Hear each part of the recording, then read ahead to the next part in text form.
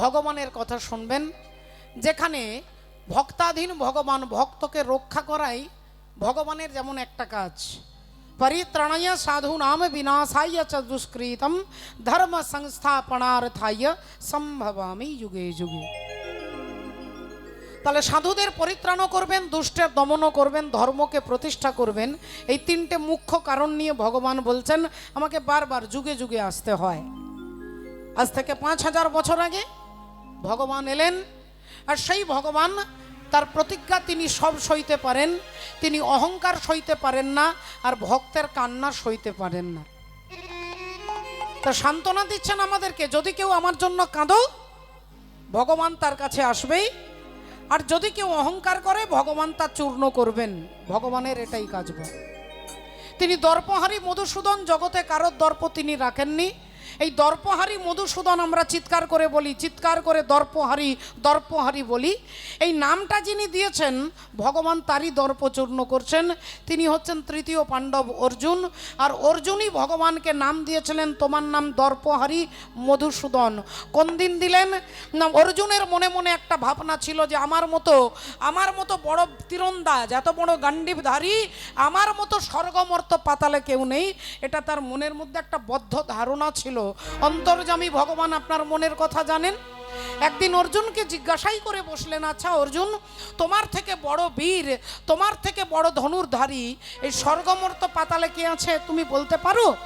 অর্জুন একটু মিষ্টি হেসে মুচকি হেসে বলে উঠলেন, কৃষ্ণ, আমার থেকে বড় বড় ধনুর্ধারী আর এই জগতে কেউ নেই। আমার থেকে কেউ নেই। ভগবান বললেন, সে কি? তোমার থেকে তো তোমার দাদু ভীষ্মদেব আমি জানি তোমার থেকে বড় বড় ধনুর্ধারী, এটা তো আমার ধারণা। অর্জুন বললেন, না না না, কি বলছেন আপনি? না না, তিনি আমার থেকে বড় নন, এটা আমি তোমাকে প্রমাণ করে দিতে পারি। ভগবান বললেন, ঠিক আছে, সবাই বলছে ভীষ্মদেব বড়, আর তুমি বলছো তুমি প্রমাণ করে দেবে উনি ছোট। তা আগামী কালকে তাহলে তোমাদের কম্পিটিশন হবে, দাদু আর নাতির মধ্যে কম্পিটিশন। দাদু নাতি কম্পিটিশন করবে, দেখি কার ক্ষমতা, দাদুর ক্ষমতা বেশি না নাতির ক্ষমতা বেশি। এই অর্জুন আর ভীষ্মদেবের মধ্যে মাঠের মধ্যে দুজনে দাঁড়িয়ে গেছে, নিয়মটা জেনে নিয়েছে। একটা তীর মারবে ভীষ্মদেব অর্জুনের রথের চাকায়, অর্জুনের রথটাকে কতটা পিছিয়ে দিতে পারবে, যিনি বেশি পিছিয়ে দিতে পারবে তিনি হবেন বড়। তাই নিয়ম জেনে নিয়ে দুজনে দাঁড়িয়েছেন একটু দূরে। ভগবান অর্জুনের রথে বসে আছেন, আদেশ করছেন, আপনি বয়সে বড়, আপনি পিতামা ভীষ্মদেব, তাই আপনি আগে রথে হরি বল ওখান থেকে একটা তীর মারুন, দেখি আপনি অর্জুনের রথটাকে কতটা পিছিয়ে দিতে পারেন। ভীষ্মদেব তার গুরুকে স্মরণ করে, ভগবানকে স্মরণ করে একটা তীর হাতে নিয়ে অর্জুনের রথের চাকাটাকে লক্ষ্য করে তীরটা ছুঁড়ে দিলেন।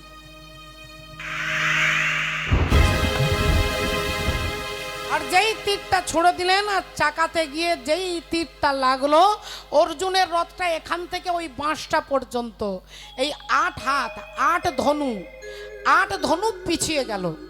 যেই 8 ধনু পিছিয়ে গেছে, ভগবান বললেন, গুনে গুনে দেখলেন 8 ধনু পিছিয়ে দিয়েছ, বেশ ঠিক আছে, তাহলে আপনার রেজাল্ট, আপনি 8 ধনু পিছিয়েছেন। এবার অর্জুন তুমি দেখো, দেখি তোমার কত ক্ষমতা। অর্জুন অমনি ভীষ্মদেবের রথের চাকাটাকে লক্ষ্য করে যেই তীরটা ছুড়ে দিয়েছে,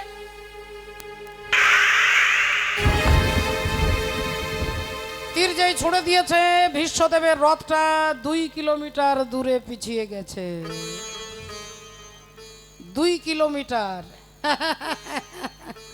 অর্জুন হাসছেন আর বলছেন, কৃষ্ণ, তাহলে তুমি এবার দেখো, তোমাকে প্রমাণ করে দিলাম যে পাড়ায় যারা বলছে, রাস্তাঘাটে যারা বলছে যে উনি বড় বীর, আমি প্রমাণ করে দিলাম যে আমি ওনার থেকে বড়, আমি 2 কিলোমিটার পিছিয়ে দিয়েছি। ভগবান বললেন, ওমা, তাই তো, আমি তো ধারণা ছিল উনি বড় বীর, এখন তো দেখে নিলাম তুমি সব থেকে বড় বীর। ভগবান অর্জুনের রথ থেকে নেমে একটু দূরে দাঁড়িয়ে হাতে তালি দিচ্ছে আর চমৎকার চমৎকার চমৎকার বলছেন।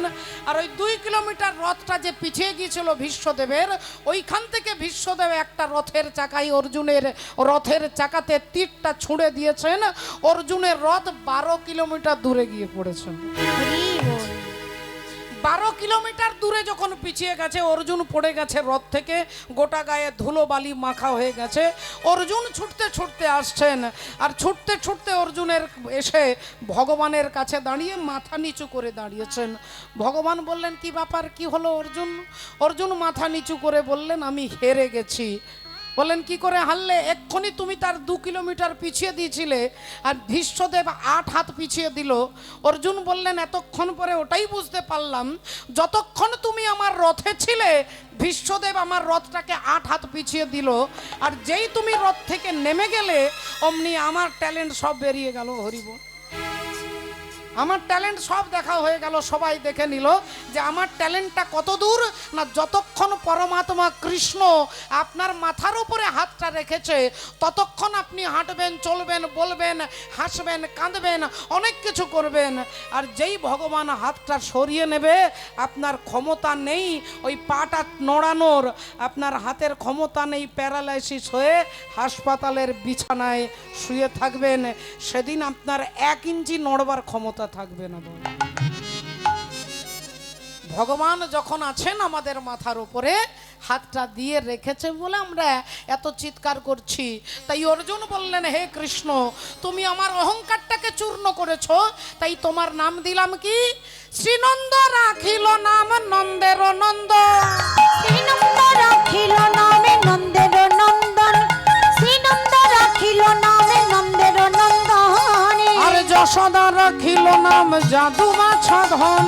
যশোদা রাখিল নাম জাদু বাছা ধন, যশোদা রাখিল নাম জাদু বাছা ধন। উপানন্দ নাম রাখে সুন্দর গোপাল। উপানন্দ নামে রাখে সুন্দর গোপাল, উপানন্দ নামে রাখে সুন্দর গোপাল। আর ব্রজবালক নাম রাখে ঠাকুর রাখাল। ব্রজবালক নামে রাখে ঠাকুর রাখাল, ব্রজবালক নামে রাখে ঠাকুর রাখাল। পশুপতি নাম রাখে গরুর মহাবীর। পশুপতি নামে রাখে গরুর মহাবীর, নামে রাখে গরুর মহাবীর। আর দর্পহারি নাম রাখে অর্জুন সুধীর। দর্পহারি নামে রাখে অর্জুন সুধীর, দর্পহারি নামে রাখে অর্জুন সুধীর। আজ থেকে তোমার নাম দর্পহারি মধুসূদন। সেই দর্পহারি ভগবান শ্রীহরি তিনি কি করলেন? কুরুক্ষেত্রে যুদ্ধ বিশ্রাম করলেন, যুদ্ধে পঞ্চপাণ্ডব জয়লাভ করলেন, যুধিষ্ঠির দাদাকে সিংহাসনে বসালেন।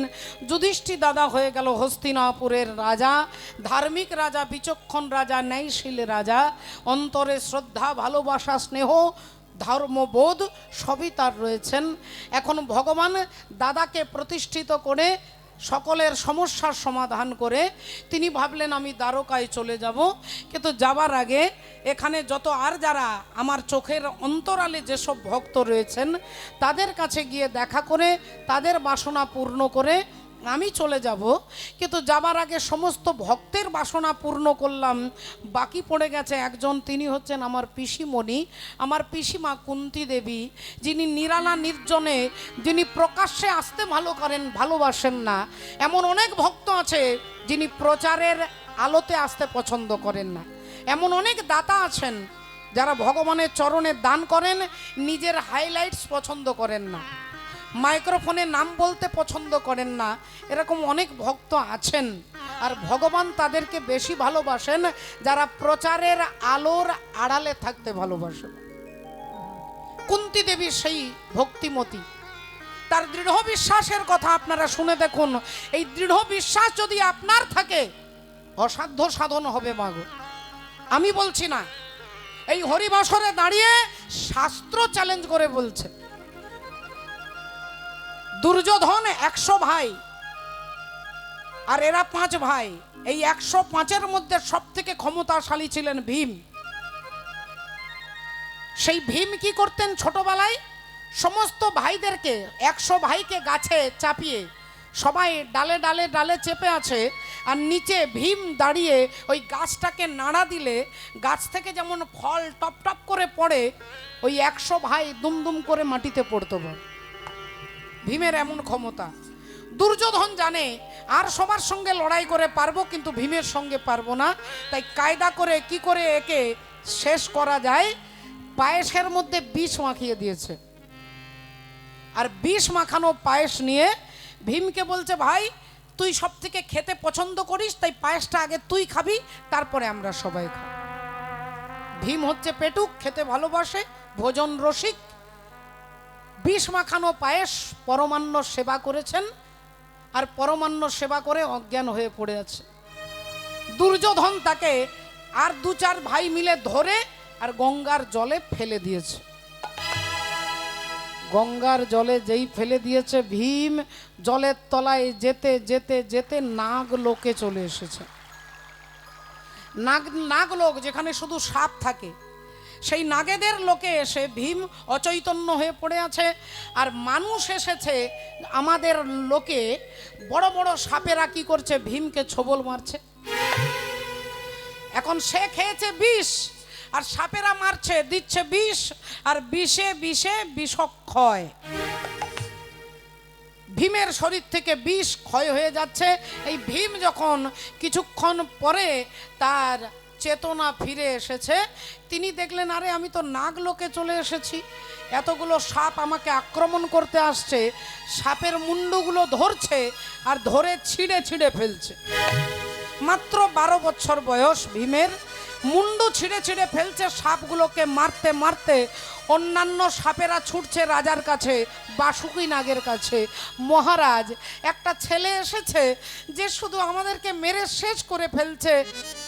বাসুকি নাগ বললেন, কার এত বড় ক্ষমতা, নাগ লোকে চলে এলো? আচ্ছা দেখি। বাসুকি নাগ যেই এসে দাঁড়িয়ে দেখছেন, আরে এ তো আমার নাতি, এ তো কুন্তি ভোজের নাতি। কুন্তি ভোজ হচ্ছে আমার বন্ধু, তাহলে আমার বন্ধুর নাতি মানে আমারও নাতি। দেখুন, কৃষ্ণের সঙ্গে যদি কারো সম্পর্ক থাকে, তাহলে কুকুর বেড়াল তো দূরের কথা, সাপও আপনার বন্ধু হয়ে যাবে। বাবা, যদি কৃষ্ণের সঙ্গে সম্পর্ক রাখতে পারেন, কৃষ্ণের সঙ্গে সম্বন্ধ স্থাপন করতে পারেন, তাহলে সাপও আপনার বন্ধু হবে। তাই বাসুকি নাগ সাপেদের রাজা বললেন, কুন্তি ভোজ আমার বন্ধু, আমার বন্ধুর নাতি তুমি, তাই সেই সম্পর্কে তুমি আমারও নাতি। তুমি এদেরকে মেরো না ভাই, তোমাকে আমি অমৃত পান করিয়ে দিচ্ছি। ভীমের পেটের মধ্যে, আমাদের সকলের পেটে জঠরাগ্নি থাকে, আগুন থাকে, যাকে জঠরাগ্নি বলা হয়। কিন্তু ভীমের পেটে আরেকটা আগুন ছিল, যার নাম হচ্ছে ব্রিক, ব্রিক, ব্রিক অগ্নি। বাসুকি নাগ অমৃত পান করিয়ে বললেন, আজ থেকে তোমার নাম হলো কি না, আজ থেকে তোমার নাম বৃকোদর। ভীমের আরেক নাম বৃকোদর। আর ভাই, আমি তোমাকে আশীর্বাদ করছি, 1000 হাতির ক্ষমতা তোমার মধ্যে থাকবে, 1000 হাতির ক্ষমতা তোমার মধ্যে থাকবে। এদিকে বিদুর গিয়ে খবর দিচ্ছেন কুন্তি দেবীকে, যে বৌদিমণি, হে রাজমাতা কুন্তি, তোমার ছেলে 4টে ছেলেকে নিয়ে পালিয়ে যাও। বাড়ির লোক যদি শত্রু হয়ে যায়, তাহলে সেই বাড়িতে থেকে আনন্দ পাবে না। তাই দুর্যোধন, দুঃশাসন আদি এই ভাইয়েরা তোমার ছেলে, মেজ ছেলে ভীমকে মেরে ফেলেছে, বিষ খাইয়ে গঙ্গার জলে ভাসিয়ে দিয়েছে। তুমি আর বাকি 4টে ছেলেকে নিয়ে পালাও, এখানে থেকো না। কুন্তি দেবীর কানে খবরটা এলো, তার ছেলে, মেজ ছেলে ভীম মারা গেছে। কুন্তি দেবীর স্থিরতা দেখুন, কুন্তি দেবীর ভগবত প্রতি বিশ্বাস দেখুন। এই বিশ্বাস আমাদের কারোর হবে মা? আমাদের কারোর হবে? কুন্তি দেবী বললেন, দেখুন, এখান থেকে আমি 1 পাও নড়বো না। কেন নড়বো না? কারণ ভগবান আমার মাথার উপরে আছে। যে ভগবান বিষ সৃষ্টি করেছেন, সেই ভগবানও অমৃত সৃষ্টি করেছেন। আমার ভীমকে যদি বিষ খাইয়ে মেরে ফেলেছে, আজ আমি দেখব যে বিষের ক্ষমতা বেশি না অমৃতের ক্ষমতা বেশি। তিনি গোবিন্দের চরণের কাছে, বিগ্রহের চরণের কাছে বসে কুন্তি দেবী 1 ফোঁটা চোখের জল ফেলেননি। তিনি জানেন, আমার ভীমের একটা চুলও বাঁকা করতে পারবে না। স্থির বিশ্বাসে বসে আছেন। এদিকে নাগ লোকে বাসুকি নাগ অমৃত পান করিয়ে বললেন, বাবা ভীম, তুমি এখানে শুয়ে পড়ো। তুমি শুয়ে পড়ো বললেন, আমি আমার মায়ের কাছে যাব না, তুমি এখানে ঘুমো। ঘুম থেকে উঠে যখন দেখবে তুমি তোমার মায়ের কোলের মধ্যে আছো। ভীম চোখ বন্ধ করলেন, আর যেই তিনি ঘুমিয়ে গেলেন, যখনই চোখটা খুলছে তখন দেখছে কুন্তী দেবীর কোলে তিনি মাথা রেখে শুয়ে আছেন। জপ তপ সাধন কछु নাহি লাগত। তপস্যা করে, জপ করে, সাধনা করে, ভজন করে যদি বিশ্বাসটাই না থাকে তাহলে কিচ্ছু হবে না মা। আমরা বলি না এত কীর্তন, এত ব্রত, এত কিছু করছি, মূল আমাদের মধ্যেই দোষটা হচ্ছে যে আমরা ভগবত চরণে 100% বিশ্বাস করতে পারি না। যে ছেলেটাকে বিষ খাইয়ে দিয়েছিল সেই ভীম দেখে মায়ের কোলে ঘুমাইয়ে আছে, মায়ের কোলে ঘুমায়ে আছে, মায়ের কোলে ঘুমায়ে আছে। ও গো অন্তরে জামি যদি থাকে কাছে, মায়ের কোলে ঘুমায়ে আছে অন্তরে জামি, যদি থাকে কাছে আজি দেখো মায়ের কোলে ঘুমায়ে আছে। নিতাই গৌর ব্রহ্মানন্দে অন্তরে জামি থাকে কাছে, মায়ের কোলে ঘুমায়ে আছে অন্তরে জামি থাকে পাশে, মায়ের কোলে ঘুমায়ে আছে, যদি অন্তরে জামি থাকে পাশে, মায়ের কোলে ঘুমায়ে আছে অন্তর্যামীর কৃপায় আজি মায়ের কোলে ঘুমায়ে আছে। ভগবানের শুধু বিশ্বাস, তিনি কিচ্ছু করেন না, তিনি যজ্ঞও করেন না, তিনি তপস্যাও করেন না, শুধু ভগবত চরণে তার দৃঢ় বিশ্বাস যে কৃষ্ণ যখন আমাদের পাশে আছে আমার জীবনে এত বড় দুর্ঘটনা ঘটতে পারে না। এই বিশ্বাস ভীমকে বাঁচিয়ে দিলেন বাবা। তাহলে সেই বিশ্বাস যদি আমাদের মধ্যে না থাকে, এত দলাদলি, এত কাটাকাটি, এত খুনোখুনি, এত হিংসা, আপনার ভাগ্যে যা আছে তার থেকে এক তিল আপনি বেশি পাবেন না। আর ভাগ্যে যেটা নেই আপনি চেষ্টা করলেও পাবেন না। তাহলে ভাগ্যের বাইরে যখন আমি কিছু পাবো না তখন এত হিংসা, এত কাটাকাটি, খুনোখুনি করে তো লাভ নেই, এত দ্বন্দ্ব। ভগবত চরণে বিশ্বাস ভীমকে বাঁচিয়ে দিলেন। সেই কুন্তী দেবীর সঙ্গে দেখা করে তার কাছে বিদায় নিয়ে আমি দ্বারকায় চলে যাব। তাই রাত্রিবেলায় ভগবান হাঁটতে হাঁটতে আসছেন, এদিকে কুন্তী দেবী মালা গাঁথছেন ভগবানের নাম স্মরণ করে, ভগবানের নাম স্মরণ করছে আর মালা গাঁথছে। রাম গোবিন্দ হরি ভজরে ভাইয়া, রাম গোবিন্দ হরি, রাম গোবিন্দ হরি ভজরে ভাইয়া, রাম গোবিন্দ হরি, রাম গোবিন্দ হরি ভজরে ভাইয়া, রাম গোবিন্দ হরি, রাম গোবিন্দ হরি ভজরে ভাইয়া, রাম গোবিন্দ হরি। जप तप साधन कछु नहीं लागत, जप तप साधन कछु नहीं लागत, जप तप साधन कछु नहीं लागत, खर्च नहीं गठरी, राम गोविंद हरि भजरे भैया, राम गोविंद हरि, राम गोविंद हरि भजरे भैया, राम गोविंद हरि, राम गोविंद हरि भजरे भैया, राम गोविंद हरि। ভক্তমণ্ডলী, ভক্তিমতী মায়েরা, ভগবান এসে দরজা ঠকঠক করছে, ও পিসিমা পিসিমা গো দরজা খোলো পিসিমা। যেই বলেছে কুন্তী দেবী দরজাটা খুলে বললেন, আরে তুই বাবা কৃষ্ণ, আয় আয় বাবা আয় আয়, ভেতরে আয় ভেতরে আয়। ভেতরে নিয়ে গিয়ে বসিয়েছেন।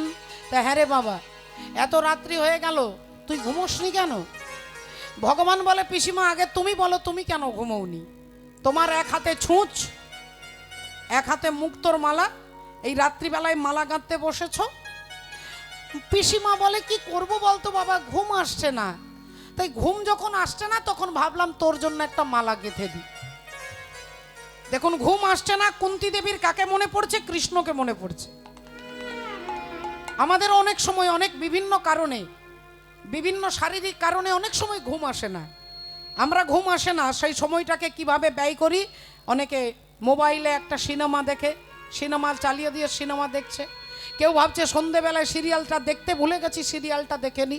কেউ ভাবছে ভাগবত শুনি, কেউ ভাবছে একটু কীর্তন শুনি, কেউ ভাবছে একটু গীতা পাঠ শুনবো, কেউ ভাবছে একটু বাইরে থেকে বেরিয়ে আসি যদি ঘুমটা আসে।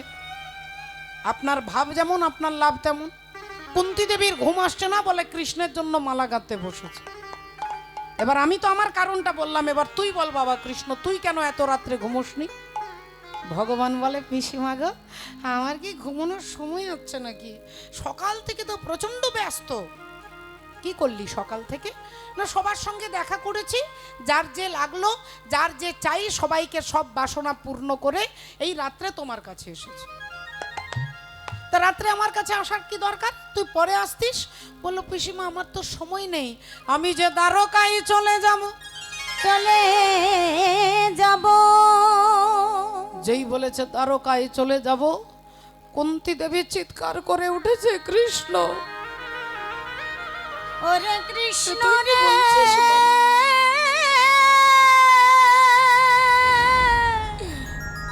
তুই কি বলছিস? না না এ হতে পারে না।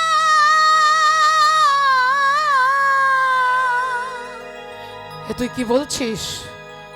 তুই দ্বারকায় চলে যাবি? এ কথা শুনবার আগে আমার মাথায় কেন বজ্রাঘাত হলো না? ভগবান বলে, পিসিমা গো এই দেখো। আচ্ছা পিসিমা, তা আমার তো অনেক কাজ, এখানের কাজ তো শেষ করে ফেলেছি। আচ্ছা তুমি বলো, যতদিন তোমাদের জীবনে অভাব দুঃখ জ্বালা যন্ত্রণা ব্যথা টেনশন যা ছিল, আমি তোমাদের পাশে ছিলাম। আর তো তোমার অভাব নেই, তোমার ছেলে রাজা হয়েছে, তুমি রাজমাতা, তোমার খাওয়া থাকা পড়া কোনো কিছু অভাব নেই। তাহলে এবার আমাকে নিজের কাজে যেতে হবে না? কুন্তী দেবী বলছে, তাহলে এই রাত্রে কেন এসেছিস? বল কেন এসেছিস? ভগবান বললেন, আজকে তুমি যা চাইবে তোমাকে তাই দিয়ে যাব। আজকে যা চাইবে তাই দেবো, বলো তুমি কি চাও? তোমার জন্য তোমাকে আমি অপশন দিচ্ছি, তুমি যা চাইবে, স্বর্গ মর্ত পাতাল রাজ ঐশ্বর্য যা চাইবে তাই দেবো, বলো তুমি কি চাও? আপনাদের মতো ভক্তরা কি চাই বাবা? আপনারা নাম শুনেছেন শবরীর নাম, শবরী, যিনি ভগবান রামচন্দ্রকে এঁঠো ফল খাইয়েছিলেন। ফলের মধ্যে আবার সেই ফল সব থেকে কম একটা ফলের দাম বড় জোর 1 টাকা থেকে 2 টাকা হবে, তার নাম হচ্ছে কুল। সেও আবার এঁঠো ফল রামচন্দ্রকে খাওয়াচ্ছেন। সেই শবরী, তিনি শবরকুলে জন্মগ্রহণ করে তার অন্তরে এত ভক্তি, যার এঁঠো খেতে রামচন্দ্রকে বনবাসে আসতে হয়। 14 বছরের বনবাস নিতে হয়েছে, তার একটা কারণের মধ্যে একটা কারণ হচ্ছে শবরী তাকে কৃপা করবেন বলে। সেই শবরী ছিলেন পূর্বজন্মে একজন রাজরানী, মালতী দেবী রাজার রানী।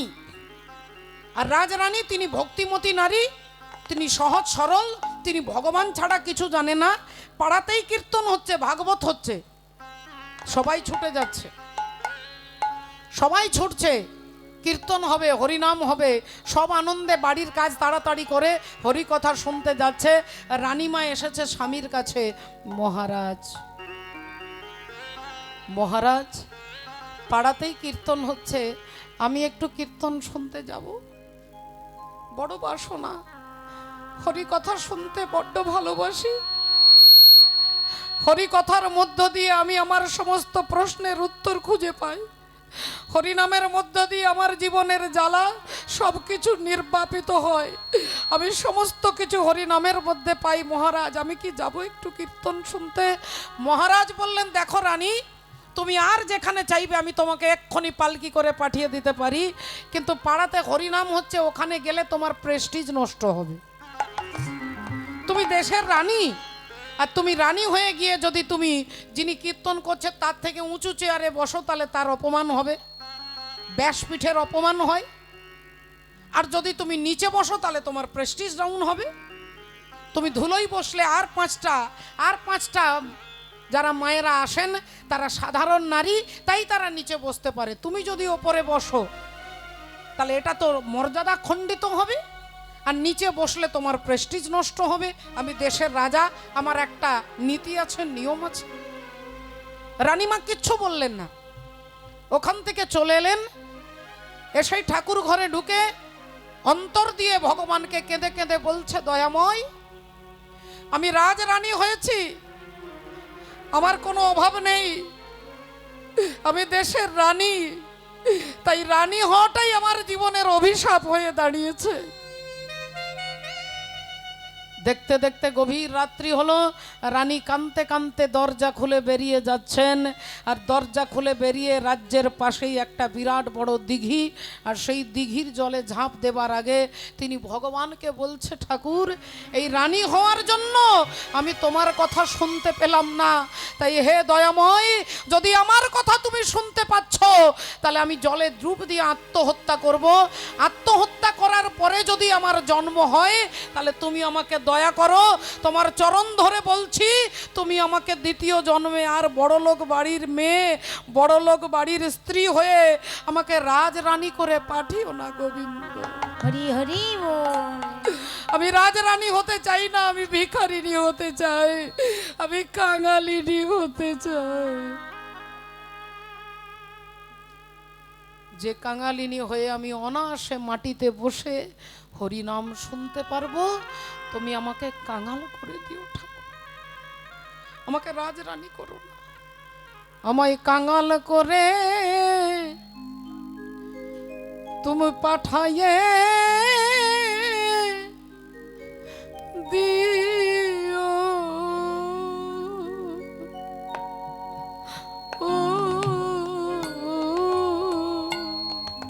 আমায় কাঙাল করে আমায় পাঠায়ে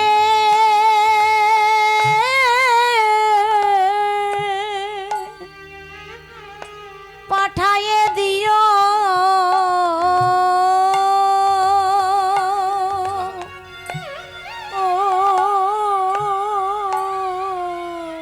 ভক্তের পাশে বসে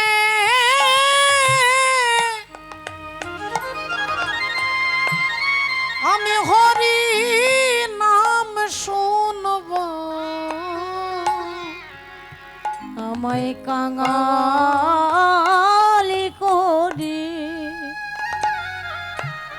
আমায় পাঠায়ে দিও, ও ভক্তের পাশে বসে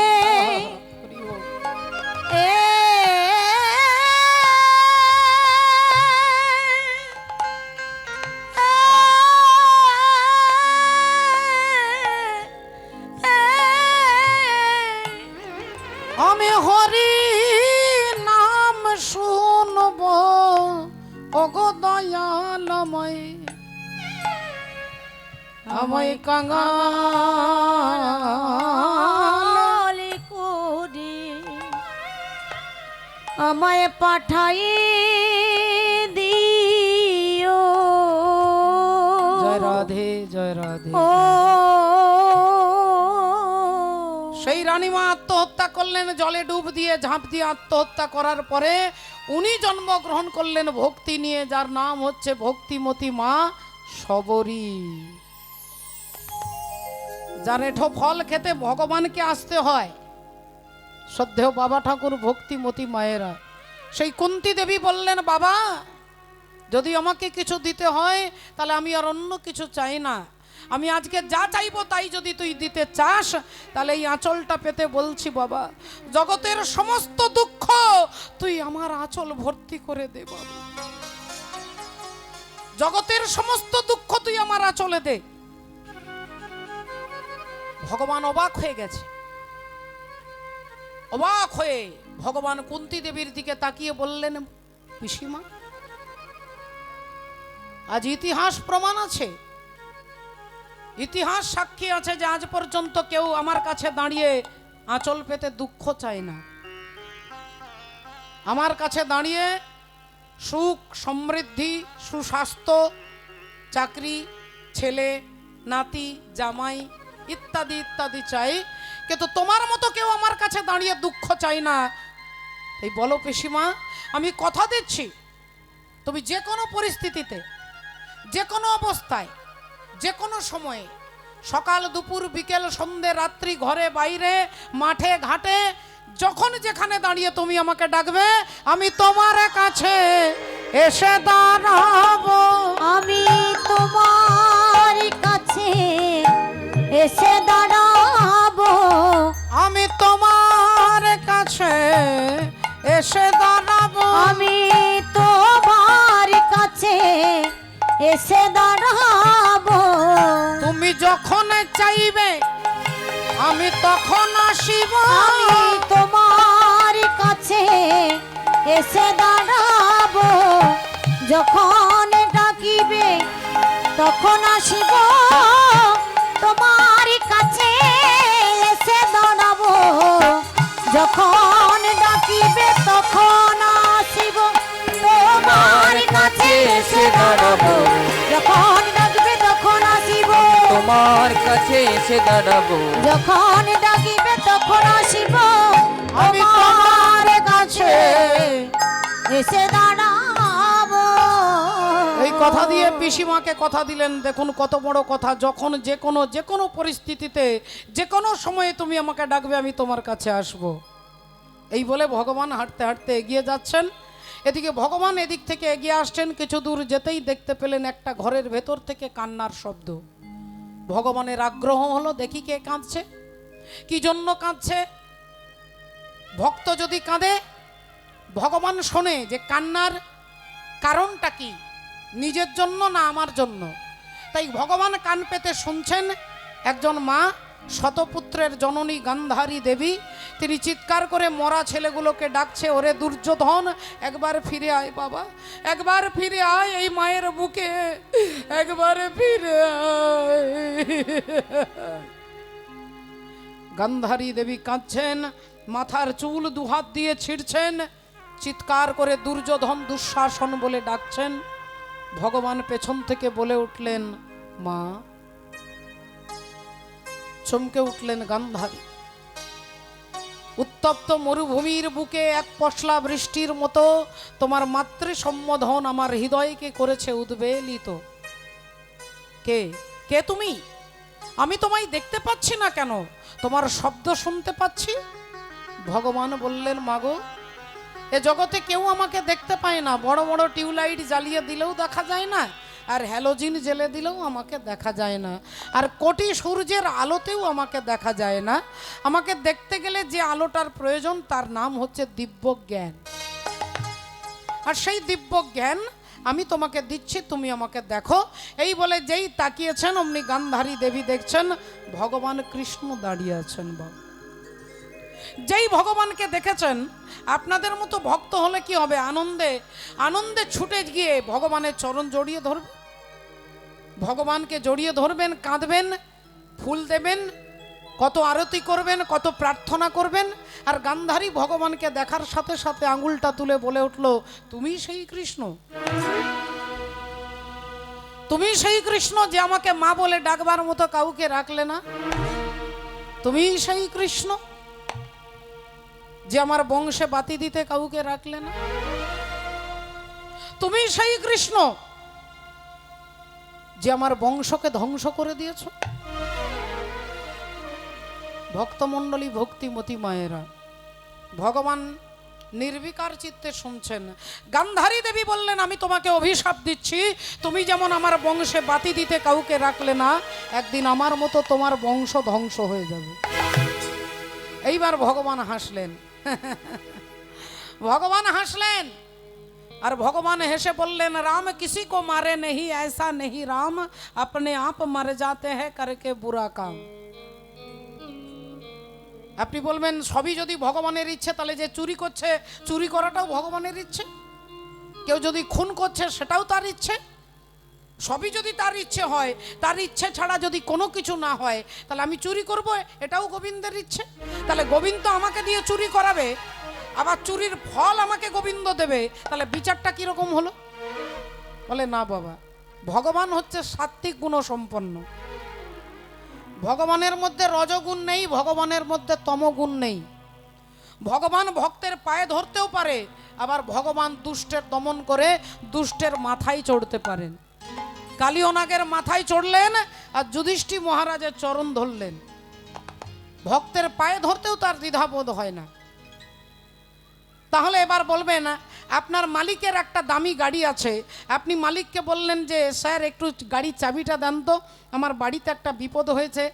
আপনার স্যার আপনাকে গাড়ির চাবি দিল, সব দেখিয়ে দিল, এটা স্টিয়ারিং, এটা এইভাবে ঘোরাবে, এটা ব্রেক দিলে গাড়িটা দাঁড়াবে, এটা করলে জোরে চলবে, এটা করলে আস্তে চলবে, সব শিখিয়ে দিয়ে আপনাকে গাড়ির চাবি দিল। আপনি গাড়ি চালিয়ে নিয়ে যাচ্ছেন। এবার গাড়ি চালিয়ে নিয়ে গিয়ে রাধে রাধে যদি হঠাৎ করে জোরে চালিয়ে আপনি নিয়ে যাচ্ছেন, অ্যাক্সিডেন্ট হলো। অ্যাক্সিডেন্ট হয়ে যদি বলেন গাড়িটা মালিকের গাড়ি, মালিকের দোষ, এটা কি যথাযুক্ত বিচার হলো বাবা? মালিক আপনাকে গাড়ির চাবি দিয়েছে, বলে দিয়েছে এটা করো না, এটা করো না, এটা করবে, ওটা করবে, বলে চাবিটা দিয়েছে। আপনি জোরে চালিয়ে অ্যাক্সিডেন্ট করলেন, মালিকের দোষ হবে কি করে? ভগবান আপনাকে বলে দিয়েছে যে এটা করবে, এটা বলা উচিত, এটা করা উচিত, এটা খাওয়া উচিত, এটা করা উচিত, এটা করবে না, ওটা করবে না, সব ফর্মুলা গীতার মধ্যে ভগবান দিয়ে দিয়েছেন। আমি যদি গীতার বাইরে গিয়ে আমার বিবেককে বিসর্জন দিয়ে যদি চুরি করি, তাহলে এই দোষটা কি ভগবানের গায়ে পড়বে বাবা? তিনি তো অনেক কিছু বলে দিয়েছেন যে এভাবে বিবেককে জাগ্রত করো, ভগবানের নাম করো, সদা সত্য কথা বলো। আমি যদি একটাও পালন না করি, এবার আমি যা করব তাই ভগবানের ইচ্ছে বললে এটা যেমন ভুল হয়ে যাচ্ছে সিদ্ধান্ত। তাই গান্ধারী দেবীকে বললেন, ঠিক আছে মা, তোমার অভিশাপ মাথায় তুলে নিলাম, আমার বংশ ধ্বংস হয়ে যাবে। এই বলে ভগবান বেরিয়ে আসছেন। ভগবান এদিক থেকে বেরিয়ে আসছেন, হাঁটতে হাঁটতে আসছেন, আর এদিক থেকে অর্জুন যাচ্ছেন। ভগবানকে সারাদিন দেখেননি, একটাবার না দেখলে ঘুম আসবে না। এদিক থেকে অর্জুন যাচ্ছে, কর্ণ কর্ণ মে রাম, হর মন মে রাম, रोम रोम श्री राम रे, राम सुमिर ले ध्यान लगा ले, बन जाए सब काम रे। कण कण में राम, हर मन में राम, रोम रोम श्री राम रे, राम सुमिर ले ध्यान लगा ले, बन जाए सब काम।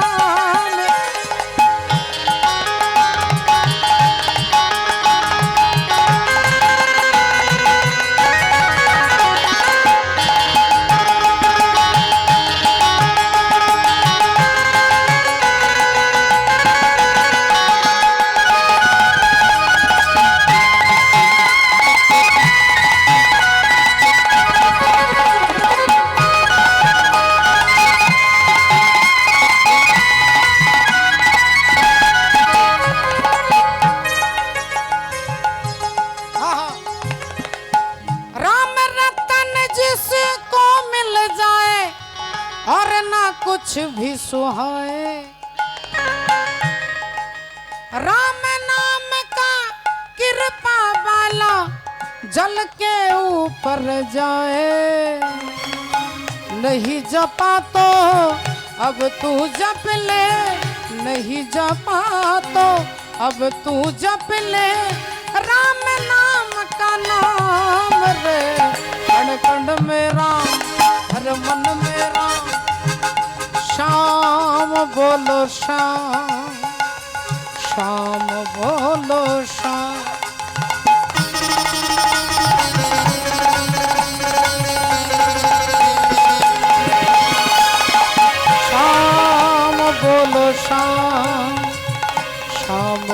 বলো শ্যাম শ্যাম বলো শ্যাম শ্যাম বলো।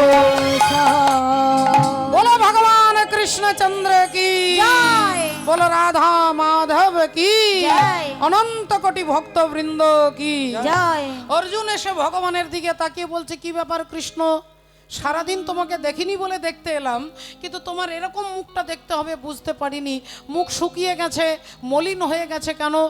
ভগবান বললেন তেমন কিছু হয়নি, তোমার জেঠিমা আমাকে অভিশাপ দিয়েছে। আমার জেঠিমা? বললেন হ্যাঁ, তোমার জেঠিমা গান্ধারী দেবী।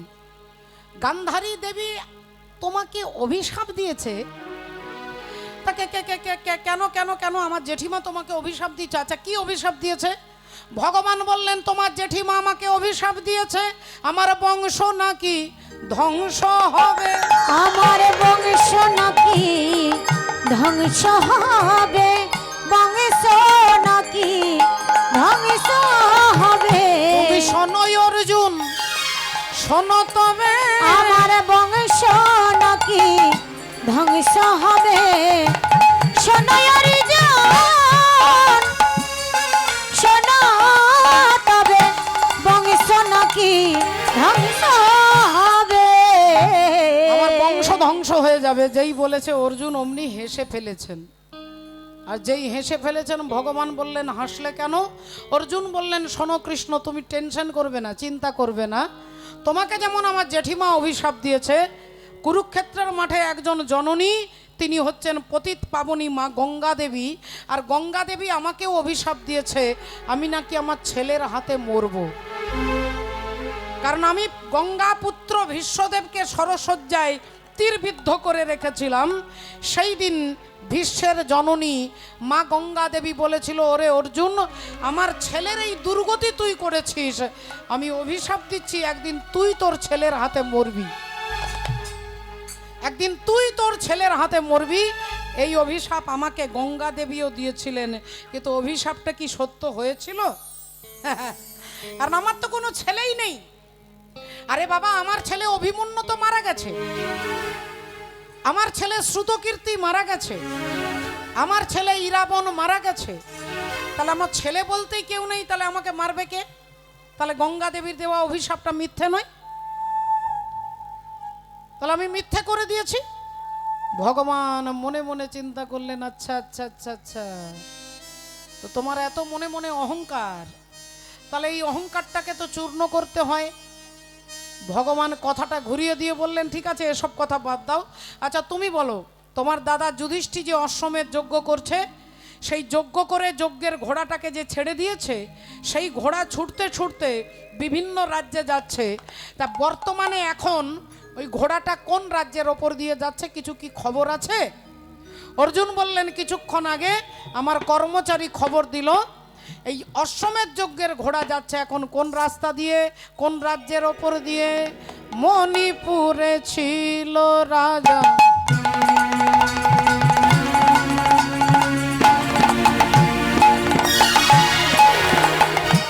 মণিপুরে ছিল রাজা,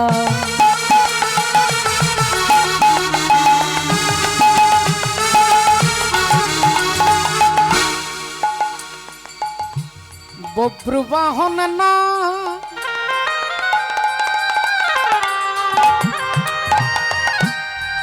বব্রুবাহন না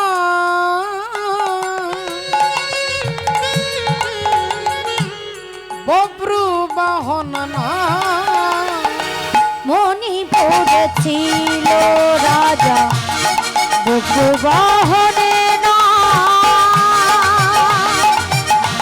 বব্রুবাহনে না, বব্রুবাহন না। ধর্মে কর্মে ছিল মতি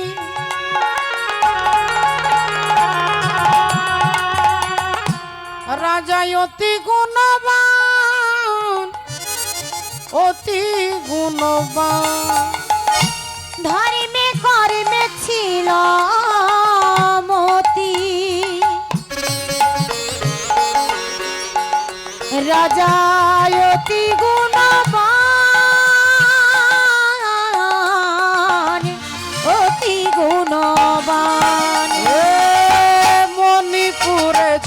ছিল রাজা বব্রু বাহন না,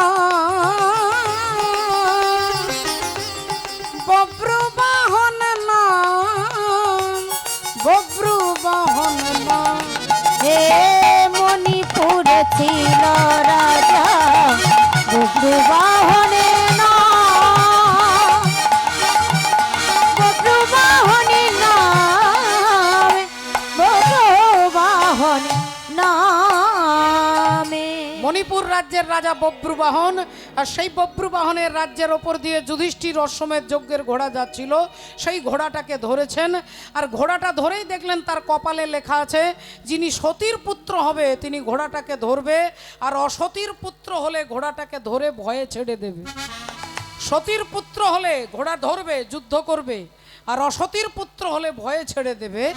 এই লেখাটা দেখতে পেয়ে বব্রুবাহন ঘোড়াটা ধরে তার মায়ের কাছে নিয়ে আসছেন। মায়ের নাম কি না, মায়ের নাম হচ্ছে দেবী চিত্রাঙ্গদা। দেবী চিত্রাঙ্গদা। বাবার নাম কি না, বাবার নাম হচ্ছে তৃতীয় পাণ্ডব অর্জুন। কিন্তু দুর্ভাগ্য বলুন আর রহস্য বলুন, ওই বব্রুবাহন জানে না যে আমার বাবাকে, আর অর্জুন জানে না যে আমার ছেলেকে। অর্জুন জানে না যে আমার একটা ছেলে আছে, আর ছেলে জানে না যে আমার বাবা অর্জুন। এবার বলবেন এরকম উদ্ভট কখনো কি হয়? একটা বাবা ছেলেকে জানবে না, একটা ছেলে বাবাকে চিনবে না, এটা হয়? বলে বাবা এর কারণ জানতে গেলে যেদিন অর্জুন বিবাহ করলেন ধ্রুপদ রাজার কন্যা দ্রৌপদীকে, বিবাহ করে তিনি নিয়ে আসছেন হাতে ধরে কুন্তী দেবীকে দেখানোর জন্য মাকে। আর মা সেই সময় মশলা বাঁটছেন। অর্জুন বললেন মাগো একবার তাকাও আজকে কি এনেছি ভিক্ষায় দেখো। মা না দেখেই বলে ফেললেন যা এনেছিস 5 ভাই সমান ভাগে ভাগ করে নে। ছেলে বললেন মা আরেকবার দেখো, একবার দেখো মা, একবার অনুরোধ করে বলছি দেখো। মা বললেন আরে বাবা বললাম তো সময় নেই, যা এনেছিস 5 ভাই ভাগ করে নে। অর্জুন বললেন মা 2 বার হয়ে গেছে, আর একবার বলবো, যদি না দেখো তাহলে অনর্থ হয়ে যাবে।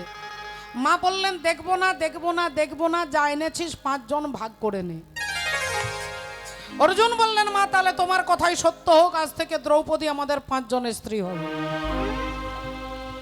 যুধিষ্ঠির দাদা কথার মধ্যে তিনি প্রথম প্রতিবাদ করে বললেন এটা হয় না রে ভাই,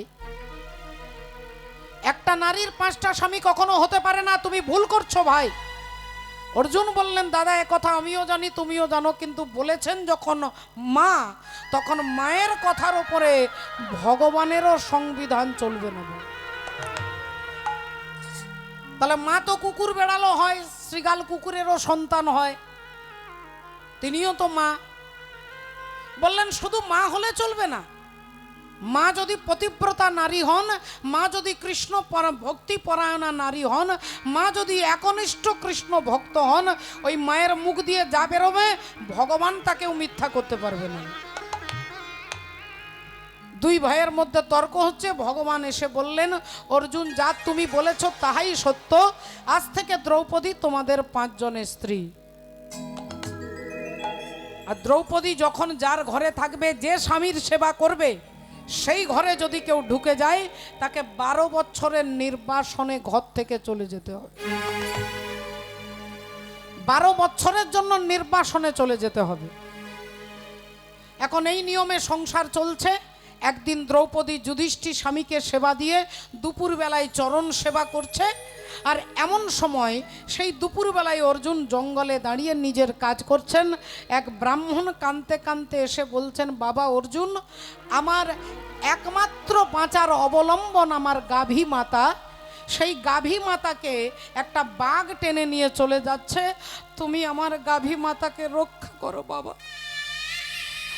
আমার আর কিছু নাই, আমার গাভী মাতাকে তুমি ফিরিয়ে দাও, ফিরিয়ে দাও। অর্জুন বললেন দেখুন আমি আপনার সাহায্য করতে পারলে তো খুশি হতাম, কিন্তু মাফ করবেন আমার একটু অসুবিধা আছে, কারণ বাঘটাকে মারতে গেলে যে তীর ধনুক দরকার, সেই গান্ডীব ধনুকটা এখন ওই ঘরে রয়ে গেছে যে ঘরে দাদা যুধিষ্ঠির আর দ্রৌপদী রয়েছেন। সে ঘরে যদি আমি ঢুকে যাই আমাকে 12 বছরের নির্বাসনে চলে যেতে হবে। 12 বছর নির্বাসনে চলে যেতে হবে। ব্রাহ্মণ বললেন, তাহলে তুমি তোমার স্বার্থের জন্য ধর্ম পালন করবে না? আমরা স্বার্থের জন্য হাজার হাজার ধর্মকে পরিত্যাগ করি, সামান্য তুচ্ছ একটা স্বার্থের জন্য আমরা বড় বড় ধর্মকে পরিত্যাগ করি। অর্জুনকে বলছে, তুমি 12 বছরের নির্বাসনে যেতে হবে বলে তুমি ক্ষত্রিয়ের ধর্মটাকে ত্যাগ করবে? যেই বলেছে অমনি অর্জুন ব্রাহ্মণের পায়ে ধরে বলছে, আপনি একটু দাঁড়ান, আমি এক্ষুনি আসছি। সোজা ছুটে গিয়ে ঘর থেকে ঢুকে গান্ডীব ধনুক এনে বাঘটাকে দমন করে গাভী মাতাকে ব্রাহ্মণকে ফিরিয়ে দিলেন। ব্রাহ্মণ আশীর্বাদ করলেন। অর্জুন দেখলেন আমি নিয়ম ভঙ্গ করেছি, তাহলে এবার আমাকে চলে যেতে হবে কোথায় না 12 বছরের নির্বাসন। আজ থেকে 12টা বছর জঙ্গলে থাকতে হবে, 12 বছর ফল ফুল খেয়ে থাকতে হবে, 12 বছর মাটিতে শুতে হবে, গাছের তলায় রোদে ঝড়ে বৃষ্টিতে যেখানে হোক কোনো ঘরে থাকা যাবে না। তাই আমাকে 12 বছরের নির্বাসনে তিনি বেরিয়ে পড়লেন। সকলের কাছে বিদায় নিয়ে সবাই কান্নাকাটি করছেন, কিন্তু অর্জুন ধর্মে তার অবিচল চিত্ত।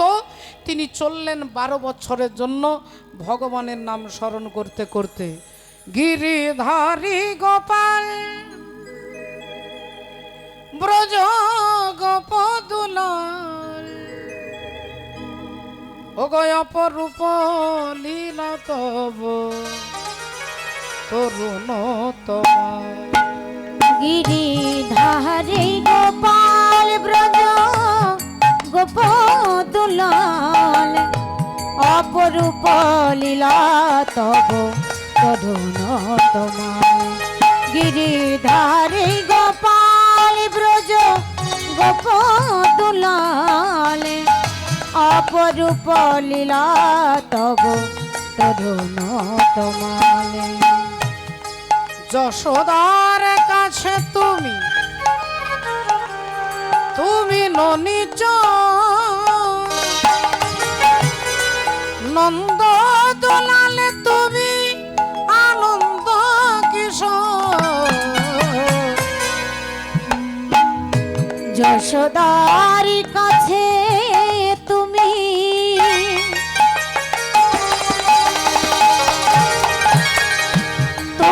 ননিচ, নন্দ দোলালি তুমি আনন্দ কিশোর। আমার গীতাই সারথি তুমি গোঠের রাখাল। গীতাই সারথি তুমি গোঠের রাখাল।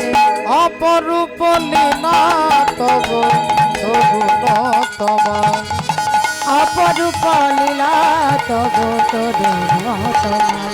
গিরিধারী গোপাল ব্রজ গোপদুলাল, অপরূপ লীলা তব তরুণ তোমার। অপরূপ লীলা তব তরুণ তোমার। রাধে রাধে। অর্জুন হাঁটতে হাঁটতে যাচ্ছে, হাঁটতে হাঁটতে যাচ্ছেন, চলতে চলতে যাচ্ছেন। কখনো জঙ্গল, কখনো নদী, কখনো ঝর্ণা, কখনো পাহাড়।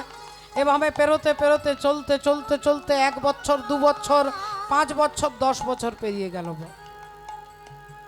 10টা বছর পেরিয়ে গেল। ভক্তিমতী মায়েরা, অর্জুনের থাকার ঠিক নেই, খাবার ঠিক নেই, তার রং ঢং চেহারা সব পাল্টে গেছে।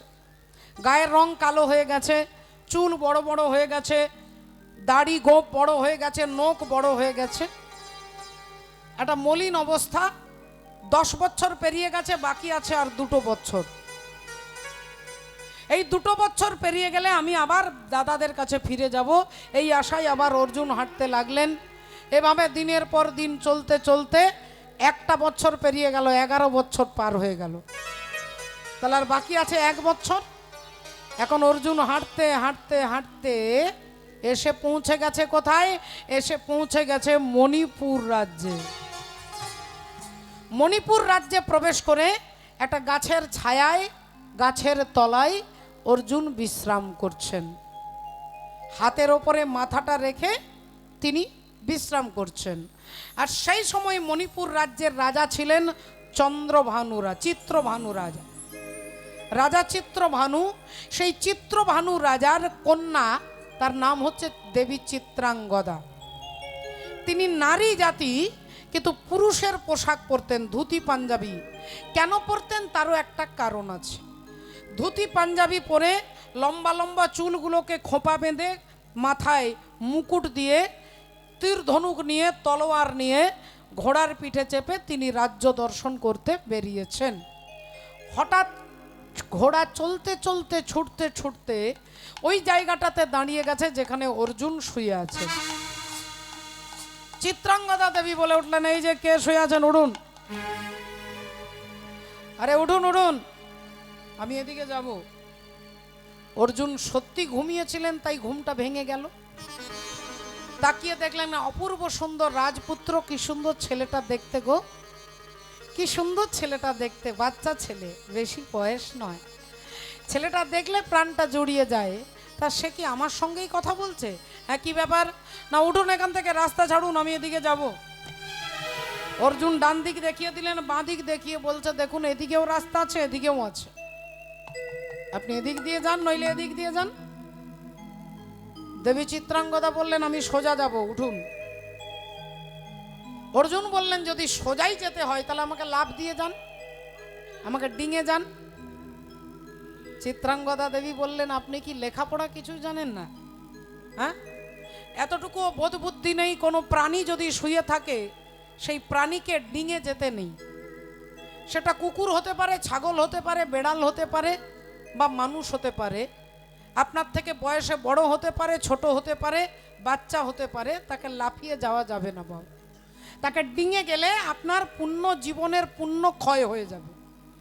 আর আপনার শত রাগ হোক, ক্রোধ হোক, আপনি যদি কাউকে একটা লাথি মারেন, জীবনে যত পুণ্য করেছেন সব শূন্য হয়ে যাবে। লাথি মারলে পুণ্য ক্ষয় হয়ে যায়, আর ডিঙে গেলে পুণ্য ক্ষয় হয়ে যায়। তাই এবার আপনি বুঝেছেন? এবার বুঝেছেন তো? এবার সরুন। আর যদি আপনি না সরান, অর্জুন বলছে যদি না সরাই, না যদি না সরান, হাতে ধরে টেনে এই রাস্তা থেকে ছুঁড়ে ফেলে দেব। সামান্য দুদিনের বাচ্চা ছেলে বলে কিনা আমাকে ছুঁড়ে ফেলে দেবে। আচ্ছা ঠিক আছে, তাহলে এক কাজ করুন, আপনি আমাকে ছুঁড়েই ফেলে দিন। এই নিন আমার হাতটা ধরুন। চিত্রাঙ্গদা দেবী হাতটা ধরেছে, আর হাতটা ধরে অর্জুনকে বারবার টানার চেষ্টা করছে, বারবার টানার চেষ্টা করছে। এক চুল নড়াতে পারছে না, বল, একটা চুল নড়াতে পারছে না। বারবার চেষ্টা করে যখন ঘেমে যাচ্ছে, তখন অর্জুন কি করেছে, রাজপুত্র ভেবে তাকে হালকা করে একটু টান দিয়েছে। আর যেই টান দিয়েছে, দেবী চিত্রাঙ্গদা অর্জুনের পায়ে হুমড়ি খেয়ে পড়েছে। যেই পায়ে হুমড়ি খেয়ে পড়েছে, মাথার চুল গেছে খুলে, মুকুট গেছে পড়ে, মুকুট পড়ে গেছে, চুল খুলে গেছে। অর্জুন দেখে অবাক হয়ে গেছেন, যাকে রাজপুত্র ভেবেছে তিনি রাজকন্যা। বধূ কোনালো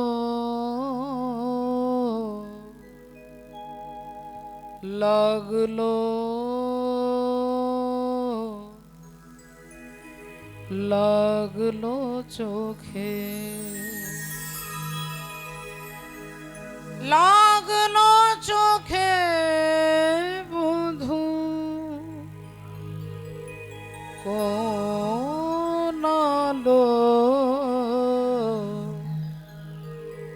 লাগলো, লাগলো চোখে। চিত্রাঙ্গদা দেবী বড় বড় চোখ করে বলে উঠলেন, কে আপনি? আপনার উদ্ধততে দেখে আমি অবাক হয়ে যাচ্ছি। অর্জুন বললেন, আগে আপনি বলুন, আপনি কে? আপনি নারী হয়ে পুরুষের পোশাক পরে ঘুরে বেড়ান, আপনি কে? চিত্রাঙ্গদা দেবী বললেন, আমি চিত্রভানু রাজার একমাত্র কন্যা, আমার নাম দেবী চিত্রাঙ্গদা। এবার বলুন আপনার পরিচয় কি? অর্জুন বললেন, আপনার মতো আমার বিরাট কিছু একটা বিরাট বড় পরিচয় নেই, তবে আমি হলাম তৃতীয় পাণ্ডব অর্জুন। যেই বলেছে অর্জুন, চিত্রাঙ্গদা দেবী বললেন, আপনি আপনি সেই অর্জুন? আপনি সেই সেই অর্জুন, যে অর্জুনের কথা আমি ছোটবেলা থেকে শুনতে শুনতে বড় হয়েছি, আপনি কি সেই অর্জুন? অর্জুন বললেন, আপনি কার কথা শুনতে শুনতে বড় হয়েছেন আমি বলতে পারবো না, তবে আমি তৃতীয় পাণ্ডব অর্জুন। চিত্রাঙ্গদা দেবী বললেন, হ্যাঁ আপনি সেই অর্জুন যখন, তখন একটা কথা শুনুন, আমি রাজকুমারী হয়ে রাজপুত্র সেজে ঘুরে বেড়াই কেন? কারণ আমি অর্জুন ছাড়া কাউকে বিবাহ করব না। অর্জুন ছাড়া কোনো পুরুষকে আমি আমার জীবনে স্বীকৃতি দিতে পারবো না। ছোটবেলা থেকে আপনার নাম শুনতে শুনতে বড় হয়েছি, তাই আপনি যখন অর্জুন, আমি নিজেকে আপনার চরণে সঁপে দিলাম। হরি বল, রাধে রাধে। যেই বলেছেন আপনি আমাকে গ্রহণ করুন, তাই গান্ধর্ব মতে চিত্রাঙ্গদা দেবীর সঙ্গে অর্জুনের বিবাহ হয়ে গেল, বিয়ে হয়ে গেল। অর্জুন চিন্তা করলেন আর কয়েকটা মাস পেরিয়ে গেলে আমি এবার 12 বছর পূর্ণ হতে যাই, আমি চলে যাব আমার দাদাদের কাছে। দেখতে দেখতে 2 মাস, 4 মাস, 6 মাস, 7 মাস পেরিয়ে গেছে। অর্জুন মনে মনে চিন্তা করে নিয়েছেন যে আজকের রাত্রি প্রভাত হলে আমি চিত্রাঙ্গদার কাছে বিদায় নিয়ে চলে যাব। আর দেবী চিত্রাঙ্গদা আজকের রাত্রে আসছেন অর্জুনকে আনন্দের সংবাদ দিতে যে তার গর্ভে সন্তান, তিনি মা হতে চলেছেন। চিত্রাঙ্গদা দেবী ছুটতে ছুটতে আসছে, তিনি ছুটতে ছুটতে আসছেন, আর অর্জুন অমনি চিত্রাঙ্গদার হাতে ধরেছে। আখিয়া রে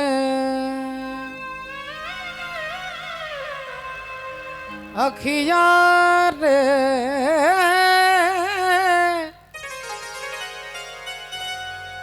আখিয়া রে আখিয়া রে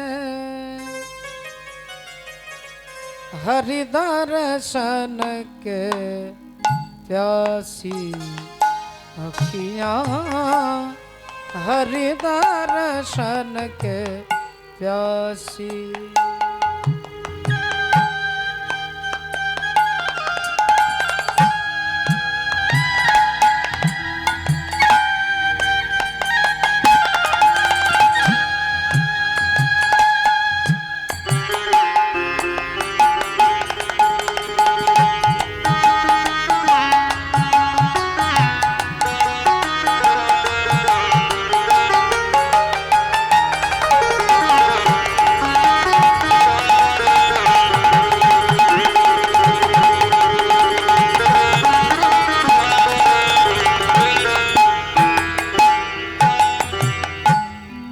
देख चाहत है कमल नयन को,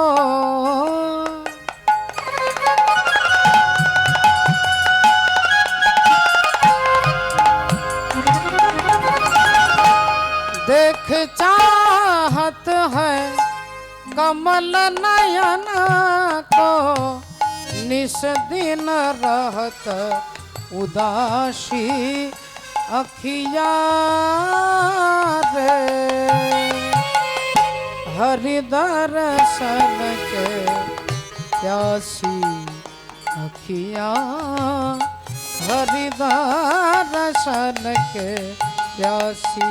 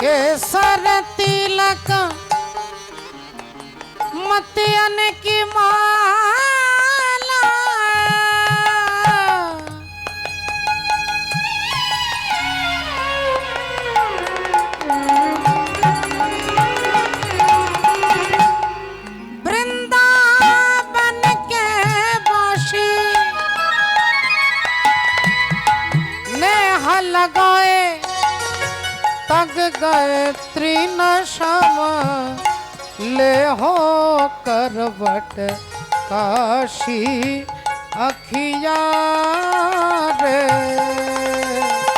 हरि दर्शन के प्यासी हरि दर्शन के प्यासी रे हरि दर्शन के प्यासी रे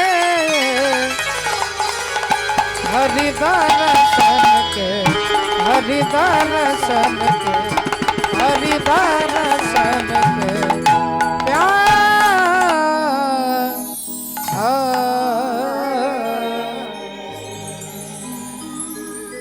ভক্তিমতী মায়েরা অর্জুন এসে হাত ধরেছে চিত্রাঙ্গদার। বলো চিত্রাঙ্গদা তুমি আমাকে কত ভালোবাসো।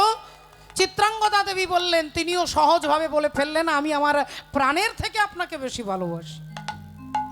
অর্জুন বললেন, তাই? তাহলে আমি যা বলবো আমার জন্য তুমি সব করতে পারো? বললেন, হ্যাঁ। তাহলে তোমার মাথার সিঁদুরে হাত দাও আর হাত দিয়ে প্রতিজ্ঞা করে বলো আমি যা বলবো তাই করবে। চিত্রাঙ্গদা দেবী এক মুহূর্ত বিচার না করে, বিচার বিবেচনা দিক বিদিক কোনো জ্ঞান না করে মাথার সিঁদুরে হাত দিয়ে বললেন, বলুন কি করতে হবে? অর্জুন বললেন, আগামী কাল ভোরবেলায় আমি চিরকালের মতো তোমাকে পরিত্যাগ করে চলে যাব। ও গো স্বামী গো,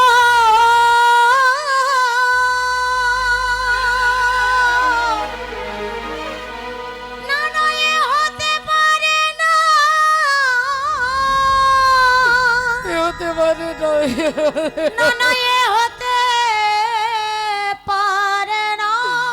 হতে পারে না, এ হতে পারে না।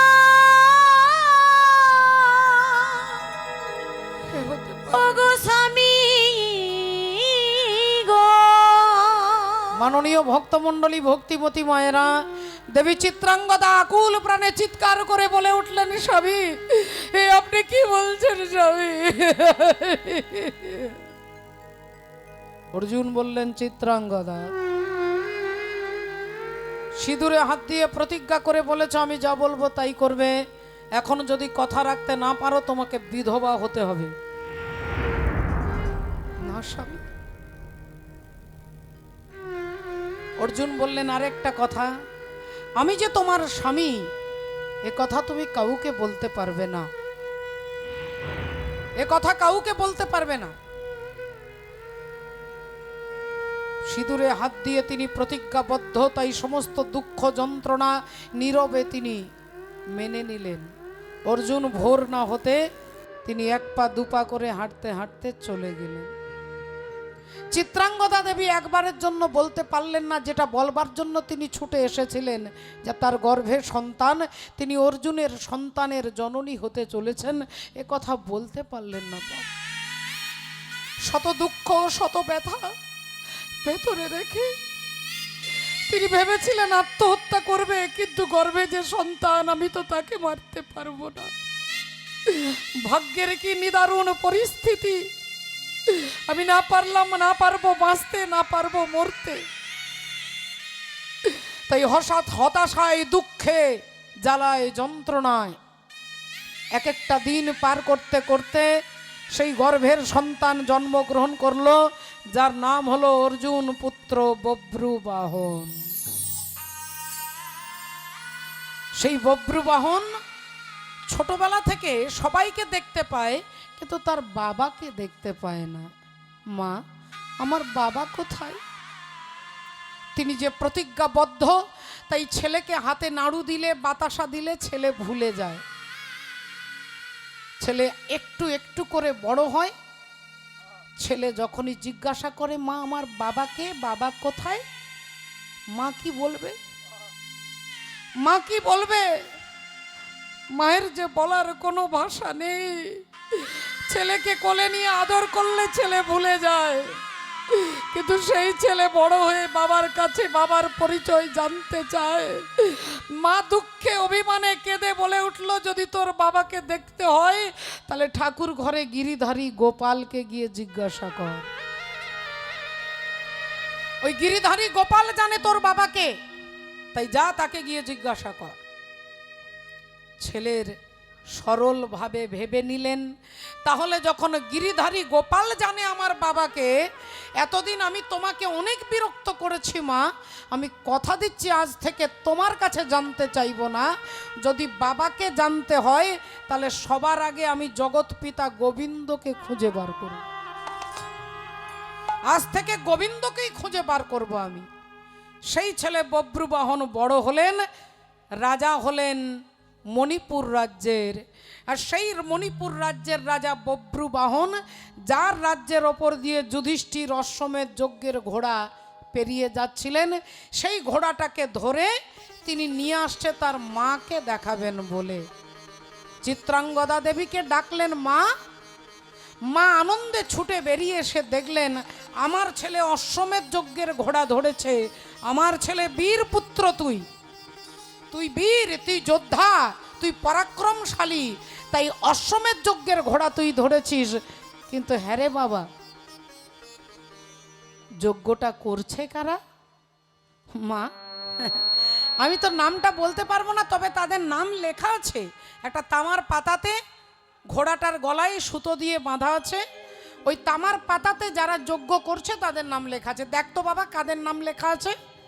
বব্রুবাহন তামার পাতাটা হাতে নিয়ে প্রথমেই উচ্চারণ করলেন ধর্মপুত্র যুধিষ্ঠির। তারপরেই লেখা আছে মা দ্বিতীয় পাণ্ডব ভীম, আর তারপরেই লেখা আছে তৃতীয় পাণ্ডব অর্জুন। চিৎকার করে কেঁদে উঠলেন চিত্রাঙ্গদা দেবী, চমকে উঠলেন, আতকে উঠলেন, চোখ ছলছল করে উঠলো, কেঁপে উঠলো বুক। চিৎকার করে বলে উঠলো, ওরে বব্রু, ওই ঘোড়া তুই ছেড়ে দে বাবা, ওই ঘোড়া তুই ছেড়ে দে। যে ঘোড়াটাকে তুই ধরেছিস ওকে তুই ছেড়ে দে বাবা, ছেড়ে দে। ছেলে বলল, মা আগে তুমি আমাকে বলো মা, জননী তুমি আমাকে বলো, ঘোড়াটা ধরবো কি ছাড়বো সেটা পরের কথা। আগে বলো জননী, আমি যুধিষ্ঠির নাম বললাম তুমি চুপ করে শুনলে, আমি ভীমের নাম বলতেও তুমি চুপ করে শুনলে, আমি অর্জুনের নাম বলতে তুমি কেঁদে উঠলে কেন? আমি অর্জুনের নাম বলতেই তুমি কেঁপে উঠলে কেন? তোমার চোখ ছলছল করে উঠলো কেন? সত্যি করে বলো মা, অর্জুনকে, অর্জুনের সঙ্গে তোমার কি পরিচয়? বলো মা, বলো বলো অর্জুনকে। আজকে যদি না বলো তোমার পায়ে মাথা ঠুকে আমি মরব। বলো অর্জুনকে। মা বলে উঠলেন, ওরে বব্রু, আমি তোর বাপের কথা বলতে পারবো না বাবা, তোর বাবার কথা বলতে পারবো না। ছেলে বললেন, আমি জিজ্ঞাসা করলাম অর্জুনকে, তুমি বলছো তোর বাপের কথা বলতে পারবো না, অর্জুন কি আমার বাবা? এ তো ঠাকুর ঘরে কে না, আমি তো কলা খাইনি। আমি তোমাকে জিজ্ঞাসা করলাম অর্জুনকে, তুমি বলছো তোর বাপের কথা বলতে পারবো না, তাহলে অর্জুনই কি আমার পিতা? বলো জননী, বলো মা, বলো। আজকে তুমি চুপ করে থাকলে হবে না, বলো মা, বলো।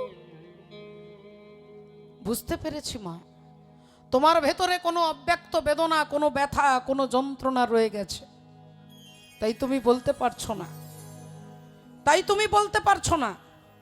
আমি প্রতিজ্ঞা করে বলছি মা, যদি অর্জুন আমার পিতা হয়, সেই অর্জুনকে আমি তোমার পাশে দাঁড় করিয়ে দেব। আমি অর্জুনকে তোমার পাশে দাঁড় করিয়ে দেব, কথা দিচ্ছি। হরি বল, রাধে রাধে। এই বলে বব্রুবাহন ছুটতে ছুটতে যাচ্ছে, আর এদিকে অন্তর্যামী ভগবান শ্রীহরি তিনি অর্জুনকে নিয়ে আসছেন। অর্জুন, অর্জুন চলো চলো মণিপুরে, অর্জুন চলো চলো মণিপুরে, চলো চলো মণিপুরে, অর্জুন চলো চলো মণিপুরে, চলো চলো মণিপুরে।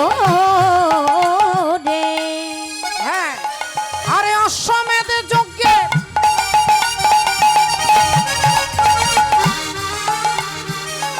ওগো ঘোড়া যে ধরেছে, অশ্বমের যজ্ঞের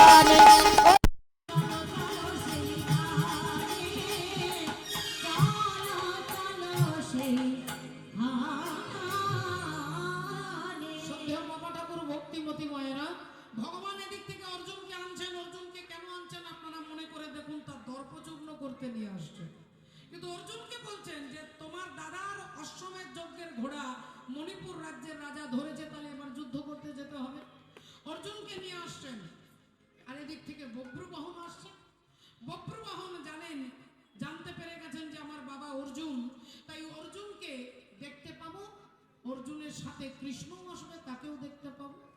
এই বব্রবাহন ছুটতে ছুটতে এসে অর্জুনের রথের চাকার আগের দিকে দাঁড়িয়ে বলে উঠলেন, বাবা, বাবা গো, আমি তোমার ছেলে এসেছি বাবা,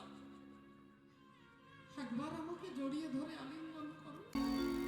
ভক্তি যার ভগবান তার সর্বশাস্ত্রে কয়, ভক্তি না থাকিলে কৃষ্ণে ভজিলেও কি হয়। যে ভগবান আমাদের জন্ম থেকে মৃত্যু পর্যন্ত তিনি দায়িত্ব বহন করে চলেছেন, যদিও ভগবান সব জায়গায় আছেন, কিন্তু তথাপিও আমরা সাধারণত কলির জীব। ভগবান তার প্রতি আস্থা, দেখুন ভগবান সব জায়গায় আছে। আপনারা বলবেন তাহলে মন্দির করবার দরকার কি? মন্দিরের বাইরেও তিনি আছেন, মন্দিরের মধ্যেও তিনি আছেন, তাহলে আলাদা করে তো মন্দির করবার দরকার নেই। বলে বাবা এই জন্য দরকার যে বাতাস সব জায়গায় আছে, হাওয়া সব জায়গায় আছে, বাইরেও আছে, ঘরের ভেতরেও আছে।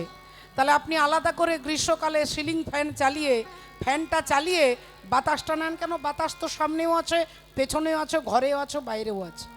তাহলে আলাদা করে সিলিং ফ্যান, টেবিল ফ্যান লাগিয়ে বাতাসের দরকার নেই। বলে কেন? না শুধুমাত্র দরকার যে পর্যাপ্ত পরিমাণে। এই ভগবানও সব জায়গায় আছে, কিন্তু আমার আস্থা, আমি যখন রাস্তা দিয়ে পেরিয়ে যাই তখন কিন্তু প্রণাম করি না, কিন্তু যখনই মন্দির দেখি তখনই আপনা আপনি আমার মাথাটা নিচু হয়ে যায়। হরি বল। এই যে ভগবানের মন্দির দেখলে ভগবানকে প্রণাম করার ইচ্ছা, বাসনা জাগে। এই কারণে মন্দির প্রয়োজন, এই কারণে বিগ্রহের প্রয়োজন। অন্যান্য মতের সঙ্গে হিন্দু সনাতন মতের এইখানেই পার্থক্য পাবে। তাই আপনারা জানেন এখানে পাশেই গোপালজিউর মন্দির হচ্ছে। সেই মন্দিরের জন্য বিন্দু বিন্দু দিয়ে সিন্ধু যেমন পরিণত হয়, আপনাদের সাধুগুরু ভক্তের অনেক দাতান, মহান দাতা রয়েছেন, যাদের অকৃপণ দানে এই মন্দির যেমন প্রতিষ্ঠিত হয়েছে, গোপাল মন্দির। এই মন্দিরের জন্য আপনারা একটু সাহায্যের হাত বাড়িয়ে দেবেন। যে ভগবান আমাদের বিশাল কিছু দিয়েছেন, সেই ভগবানকে শুধুমাত্র কিছু অর্থরূপী অর্থের দ্বারা পরমার্থ সেবা, এই ভগবানের সেবার নিমিত্তে এই মনোভাব আমি আলাদা করে না বললেও আপনাকে ভাবতে হবে যে আমি গোবিন্দ সেবার জন্য দিচ্ছি। তিনি ভাবগ্রাহী জনার্দন। আপনি যদি ভাবেন যে আমি এটা ভগবানকে দিচ্ছি, ভগবানের মন্দির হবে, আমি না দিলে হবে না, তিনি সঙ্গে সঙ্গে সরে যান বাবা, আপনার দান তিনি গ্রহণ করবেন না।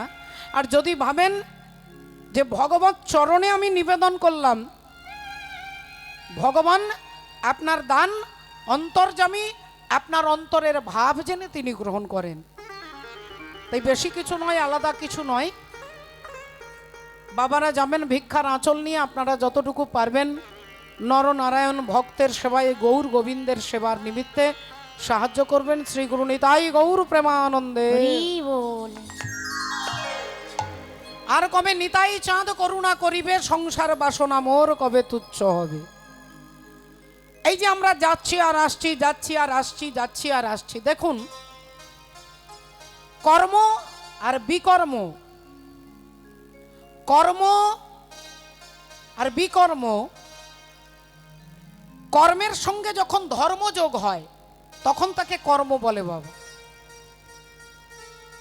আর কর্মের সঙ্গে যখন ধর্ম বিচ্যুতি হয়ে যায়, আলাদা হয়ে যায়, তখন তাকে কর্ম বলে না, বিকর্ম বলে। তাহলে কর্ম, এখানে বসে হরি কথা শুনছেন, আপনাদের মন ভগবানের সঙ্গে যুক্ত হয়ে গেছে, এটা তখন কি হচ্ছে? এটা ধর্মে পরিণত হচ্ছে। আর এখানে আমি বসে আছি কিন্তু আমার মন ভগবত চরণে নেই, বলে তখন এটাই কি হয়ে যাচ্ছে না, বিকর্ম হয়ে যাচ্ছে। একটা ডাকাত, তিনি যখন ডাকাতি করে তখন তিনিও মুখে কাপড় বেঁধে, কালো কাপড় বেঁধে, যাতে কেউ চিনতে না পারে, তার জন্য কালো কাপড় বেঁধে তিনি ডাকাতি করতে বেরোয়। আর একটা ডাক্তার বলে তিনি যখন অপারেশন করে তখন তারও মুখে মাস্ক পরানো থাকে। ডাকাতের হাতেও ছুরি থাকে, ডাক্তারের হাতেও ছুরি থাকে। ডাক্তারও রাত্রে অপারেশন করতে পারে, ডাকাতও রাত্রে তিনি চুরি করতে পারে।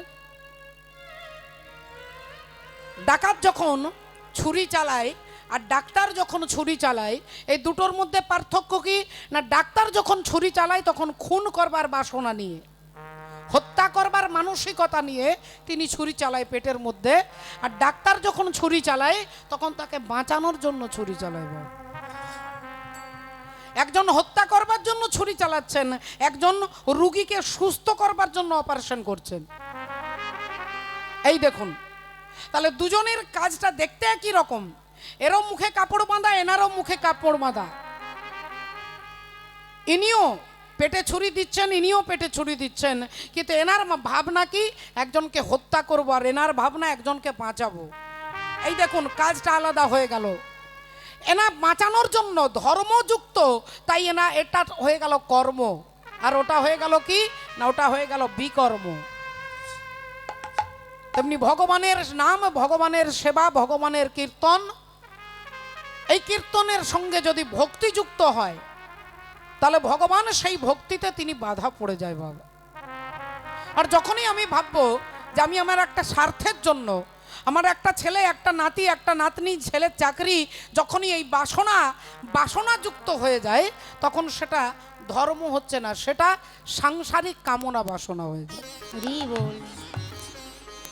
তাহলে ভগবানকে ভালোবেসে ভগবানকে চাওয়া, রাধে,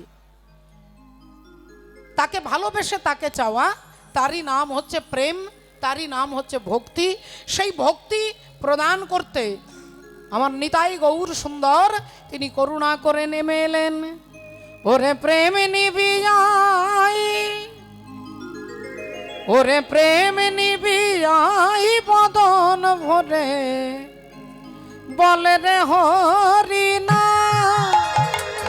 ওরে প্রেমী নিবিয়াই বদন ভরে, বল রে হরি নাম।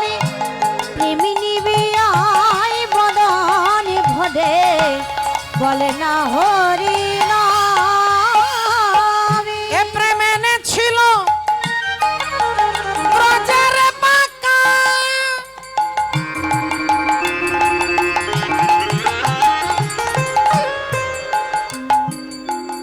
এবার গৌর গুণধাম। এ প্রেম এনেছিল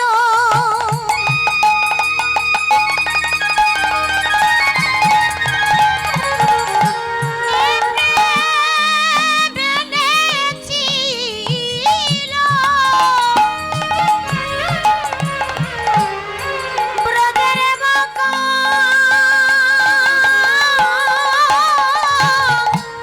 গৌরী গুণধামী।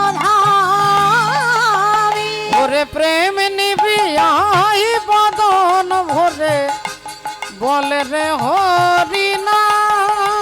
ওরে প্রেমী নিবিয়াই বদন ভরে, বলে না হরি নাম। প্রেমী নিবিয়াই বদন ভরে, বলে না হরি নাম। দুটি বাহু তুলে নাচো হরি বলে, দুটি বাহু তুলে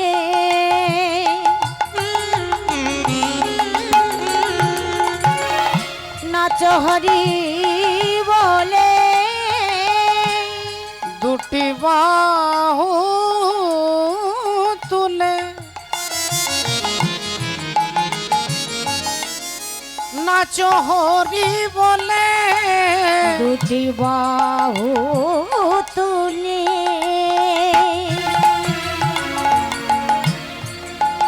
নাচো হরি বলে। এই প্রেমে তোমাদের, এই প্রেমে তোমাদের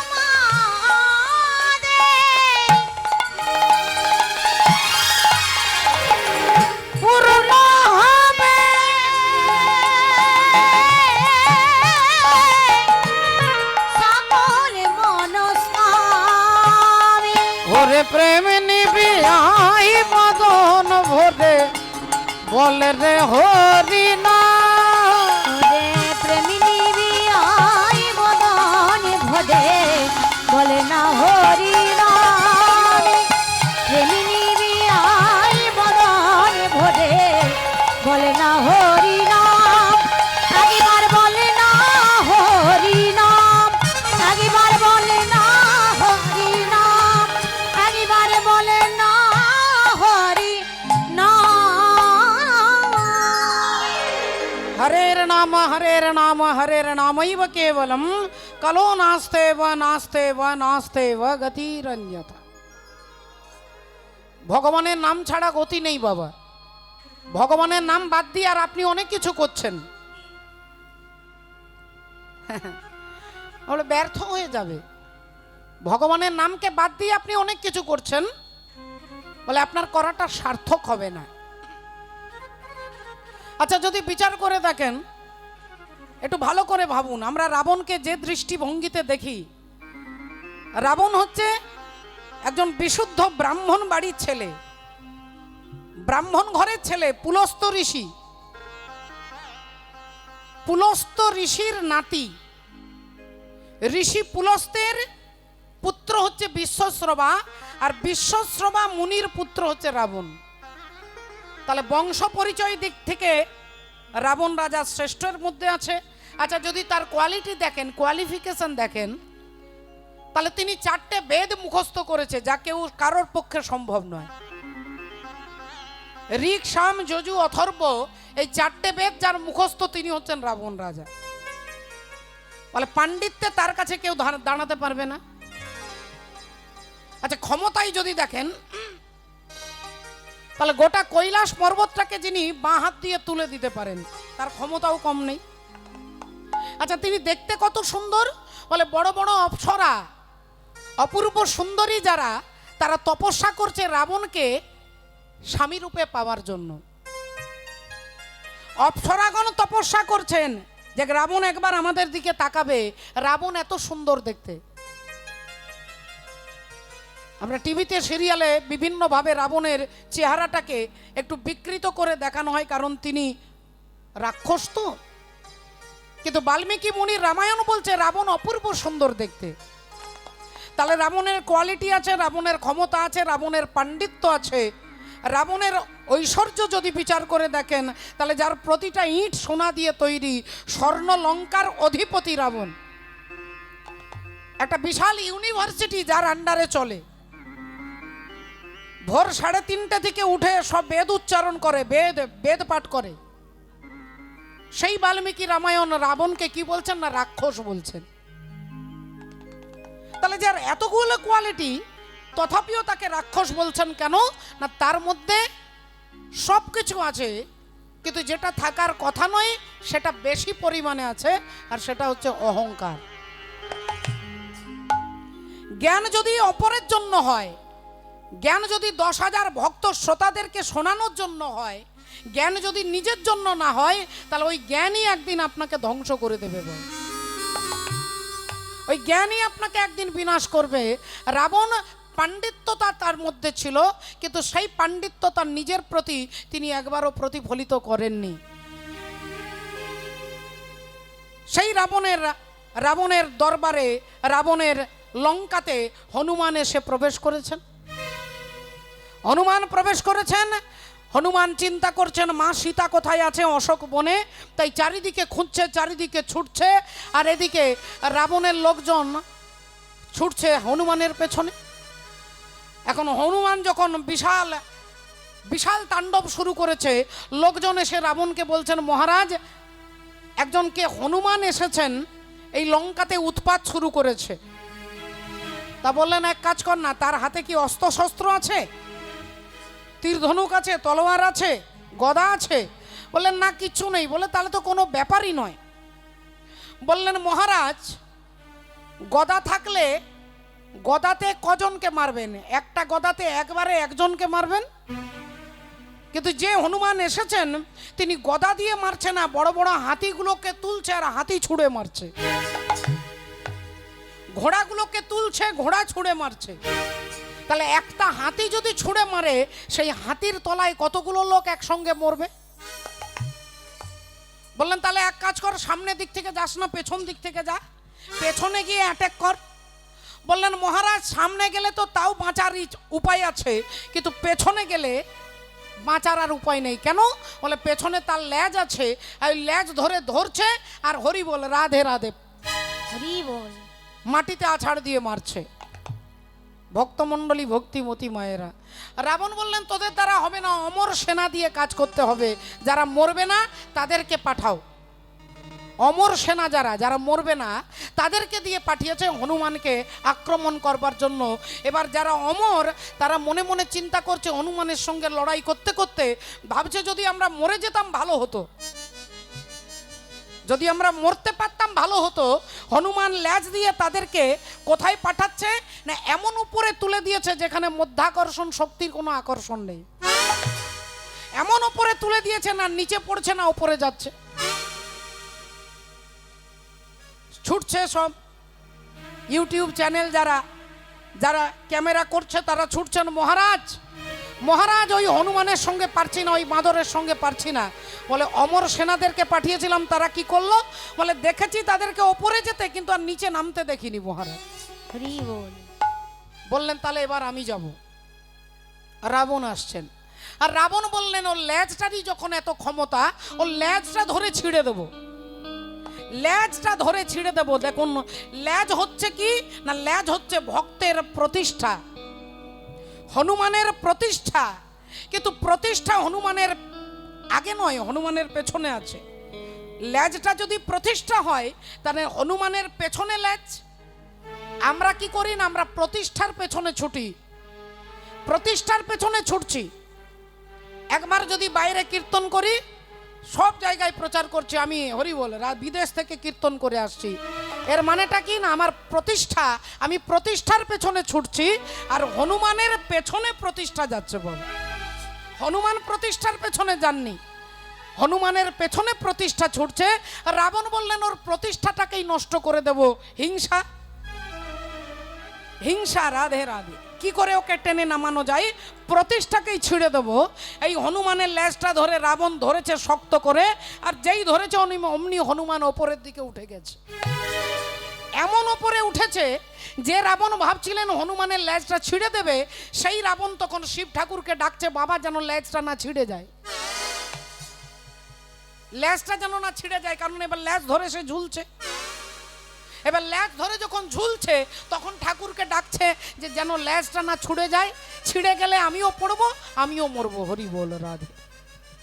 ভক্তমণ্ডলী, ভক্তিমতী মায়েরা, সেই লেজের দ্বারা গোটা রাবণের লঙ্কা পুড়ে ছাই হয়ে গেল। আজকে ভালো করে ভেবে দেখুন, আমাদের ঘরে ঘরে আগুন লাগছে, আগুন লেগেছে, আগুন জ্বলছে, এর কারণটা কি? আগুনটা হচ্ছে কি, আগুন হচ্ছে সংসার দাবানল। কেন আমাদের ঘরে আগুন লেগেছে? আমরা ভাবি আমার ঘর, আমার বাড়ি, আমার ছেলে, আমার গাড়ি, আমার জমি, আমার টাকা, আমার পয়সা। এই আমার বোধটা যেখানে আছে সেখানে হচ্ছে অহংকার। আমার গাড়ি, আমার বাড়ি, আমার ছেলে, আমার জামাই, এই আমার বলছি বলে সংসার দাবানলে দাউ দাউ করে জ্বলছে। গোটা লঙ্কা জ্বলেছিল, কিন্তু বিভীষণের ঘর জ্বলেনি। কেন না, বিভীষণ তার ঘরের মধ্যে লিখে রেখেছেন ভগবানের নাম, রামচন্দ্রের নাম লিখে রেখেছেন। কেন না, তিনি বুঝিয়ে দিচ্ছেন ঘরটা আমার নয়, ঘর হলো তোমার ঘর। আমার যা কিছু, এ কোনো কিছুই আমার নয়, সবই হচ্ছে তোমার।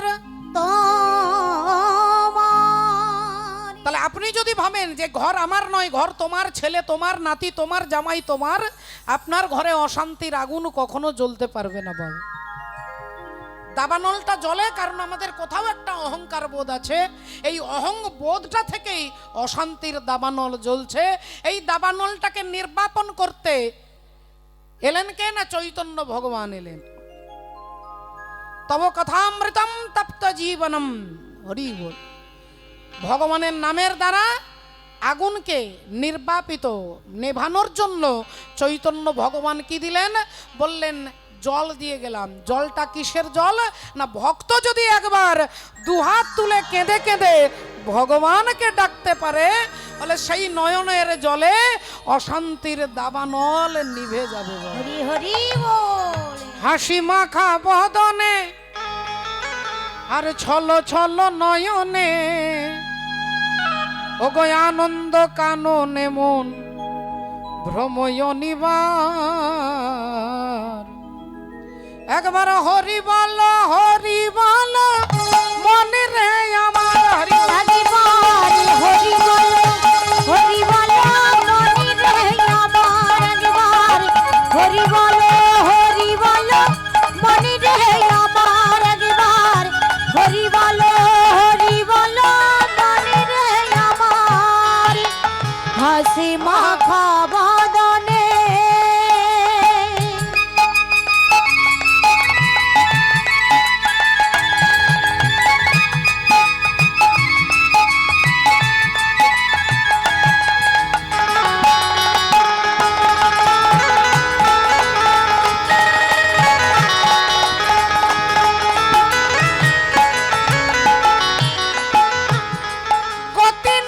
গতি নাই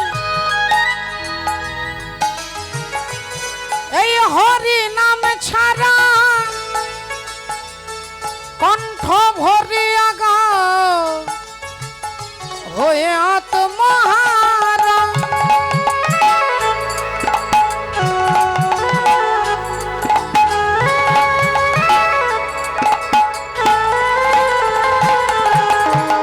গতি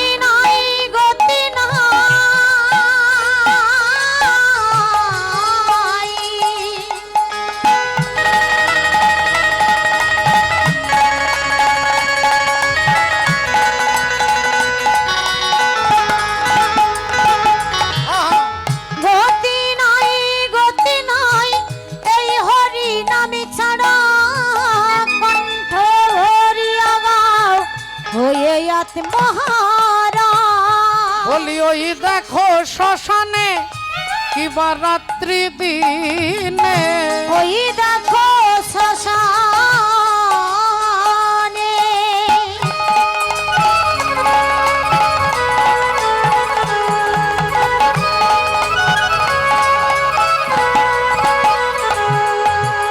আর ওই দেখো শ্মশানে কিবা রাত্রি দিনে ওগো পুড়িতেছে মানুষের কত অহংকার।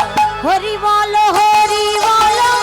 মনি রে আমার একবার হরি বল মনি রে আমার একবার হরি বল মনি রে আমার একবার হরি বল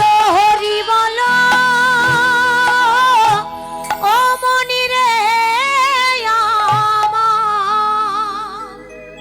তাই হরিবলা ঠাকুর হরিবল বলাতে এলেন। পদকর্তা বলছেন বিষয় ছাড়িয়া কবে শুদ্ধ হবে মন। বিষয় ছাড়িয়া কবে শুদ্ধ হবে মনে কবে হাম হেন সেই মধুর বৃন্দাবন। কবে হাম হেরব সেই মধুর বৃন্দাবনে কবে হাম হেরব সেই মধুর বৃন্দাবনে ওগো রূপ রঘুনাথ পদে হইবে আকুতি। রূপ রঘুনাথ পদে হইবে আকুতি কবে হাম বুঝব সেই যুগল প্রীতি। কবে হাম বুঝব সেই যুগল প্রীতি কবে হাম বুঝব সেই যুগল প্রীতি। রূপ রঘুনাথ পদে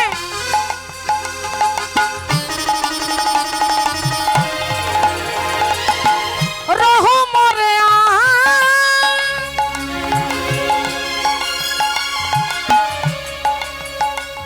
আর প্রার্থনা করয়ে সদা নরোত্তম দাস। প্রার্থনা করয়ে সদা নরোত্তম দাস প্রার্থনা করয়ে সদা নরোত্তম দাস।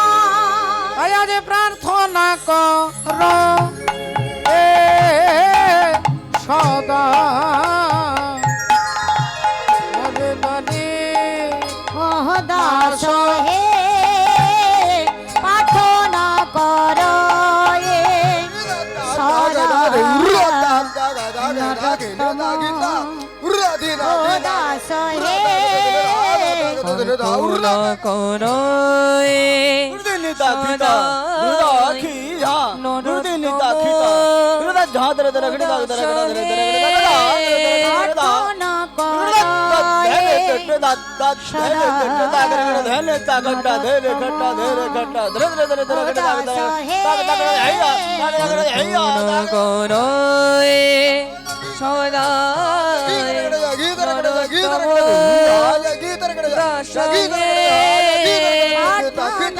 সদাই নরোত্তম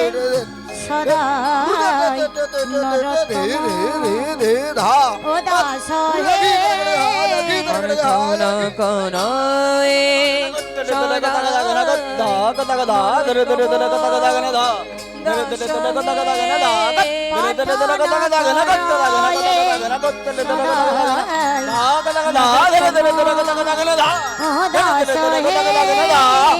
কোন কোন কোন সদাই নরোত্তম দাস হে পাঠন করয়ে সদাই নরোত্তম ও দাস হে প্রার্থন করায় সদাই নরোত্তম দাস হে পাঠন করয়ে সদাই নরোত্তম দাস হে পাঠন করয়ে সদাই নরোত্তম দাস হে পাঠন করয়ে সদাই নরোত্তম হরি বল। দাস হে পাঠন করয়ে সদাই নরোত্তম দাস হে প্রার্থনা কর রয়ে সদাই জয় জয় জগৎ গুরু জগদি গুরু তুমি বাঞ্ছা কল্পতরু বলে পতরু সিক্ত কর তপ্ত মরু করুণা তোমার করুণা তোমার তুমি মাতা তুমি পিতা তুমি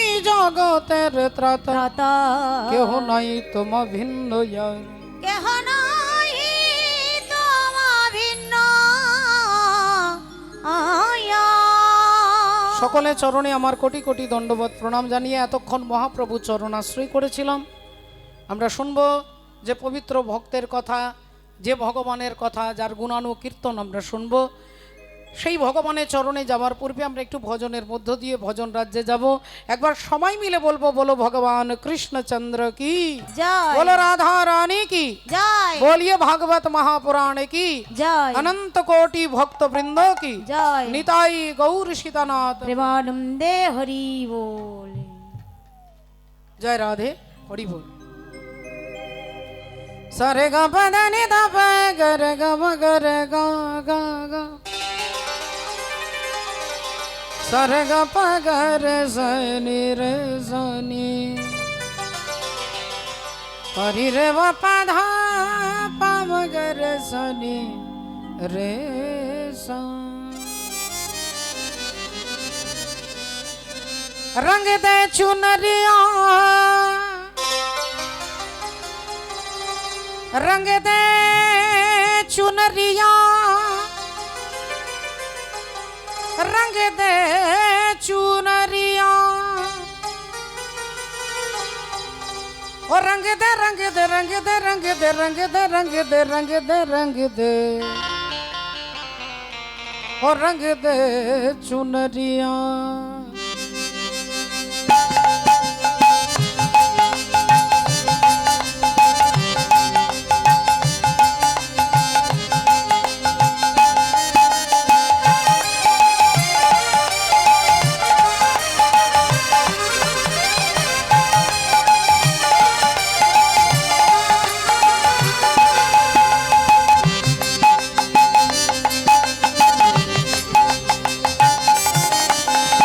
ओ शाम पिया बोरी रंग दे चुनरिया रंग दे चुनरिया रंग दे चुनरिया।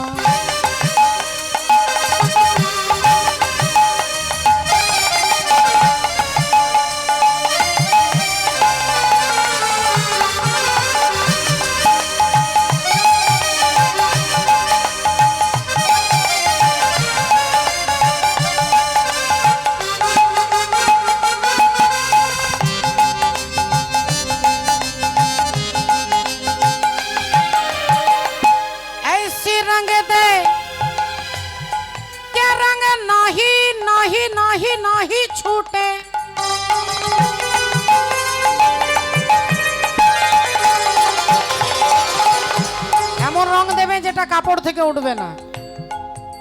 ऐसी रंग दे के रंग नाही छूटे,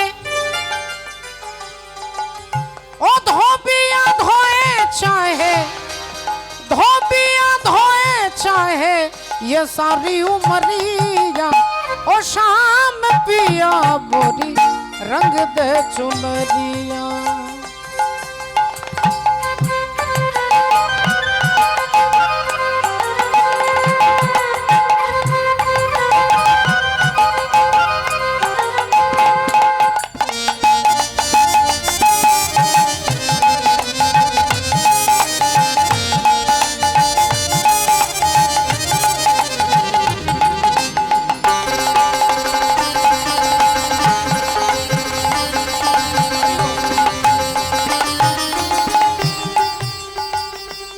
यशोमती मैया से बोले नंद लाला, राधा क्यों गोरी मैं क्यों काला।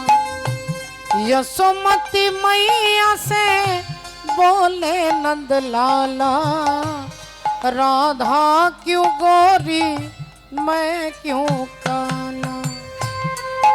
মা যশোদাকে জিজ্ঞাসা করছে আমি কেন কালো হলাম আর রাধারানী কেন ফর্সা হলো। ছোট্ট গোপাল কেঁদে কেঁদে মাকে জিজ্ঞাসা করছে আমার গায়ের রং কালো হলো কেন আর রাধারানী কেন এত ফর্সা হলো।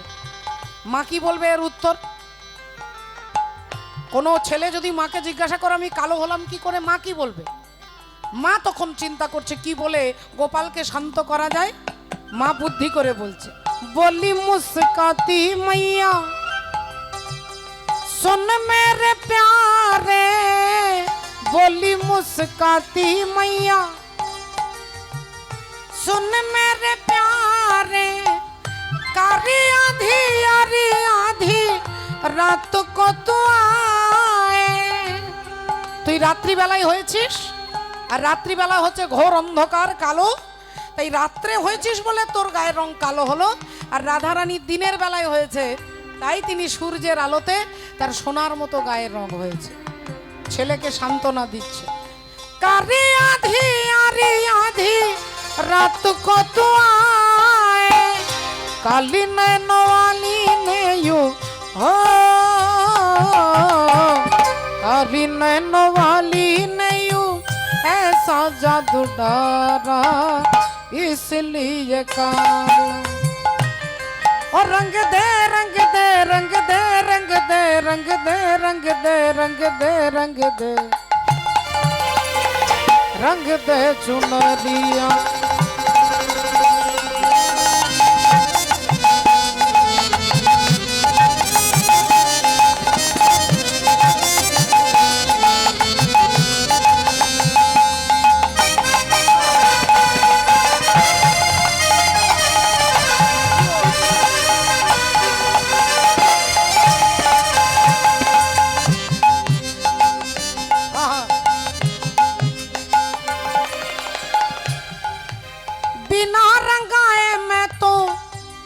আমাকে রং না দিলে আমি বাড়ি যাব না, যতক্ষণ রং না দেবে ততক্ষণ বাড়ি যাব না। ঘরে নাহি যাऊंगी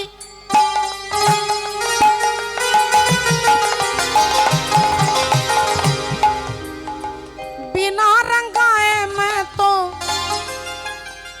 घर नहीं जाऊंगी। पादा दानी दादा बा पादा मापा गमा पादा मापा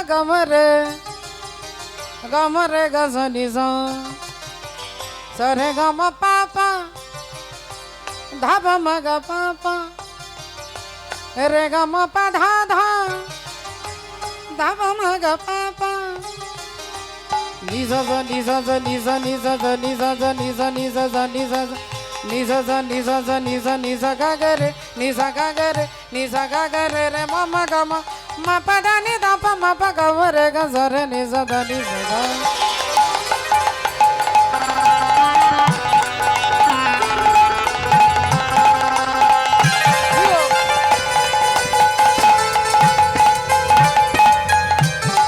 बिना रंगाए मैं तो घर नहीं जाऊंगी। রংটা তোমার, কি কালারটা পছন্দ আমাকে বলো। লাল নেবে, হলুদ দেবো, না সবুজ দেবো, না নীল দেবো, কি রংটা তোমার পছন্দ বলো। রাধারানী বলছে এমন একটা রং দেবে, রং আমার কাপড়ে নয়, রং আমার হাতে নয়, রং আমার মুখে নয়, রং আমার চিত্তরূপী, আমার আত্মারূপী ওড়নার মধ্যে তুমি রংটা লাগিয়ে দেবে। যে রং লাগালে তোমাকে ছাড়া জগতে আর কোনো রং, এ জগতের সব কিছু, কোনো কিছুই আমাকে আকৃষ্ট করতে না পারে, সেরকম রং তুমি আমাকে দেবে। লাল না রঙাও মে, हरा ना रंगाऊं, लाल ना रंगाऊं मैं, हरा ना रंगाऊं, हो अपने ही रंग में, अपने ही रंग में, और रंग दे चुनरिया, ओ शाम पिया मुझे रंग दे चुनरिया, ओ रंग दे चुनरिया, ओ रंग दे चुनरिया, रंग दे चुनरिया, और रंग दे चुनरिया, रंग दे चुनरिया, रंग दे चुनरिया, रंग दे चुनरिया, रंग दे चुनरिया, रंग दे, रंग दे, रंग दे, रंग दे, रंग दे, रंग दे, रंग दे, रंग दे, रंग दे चुनरिया, रंग दे चुनरिया, रंग दे चुनरिया, रंग दे चुनरिया।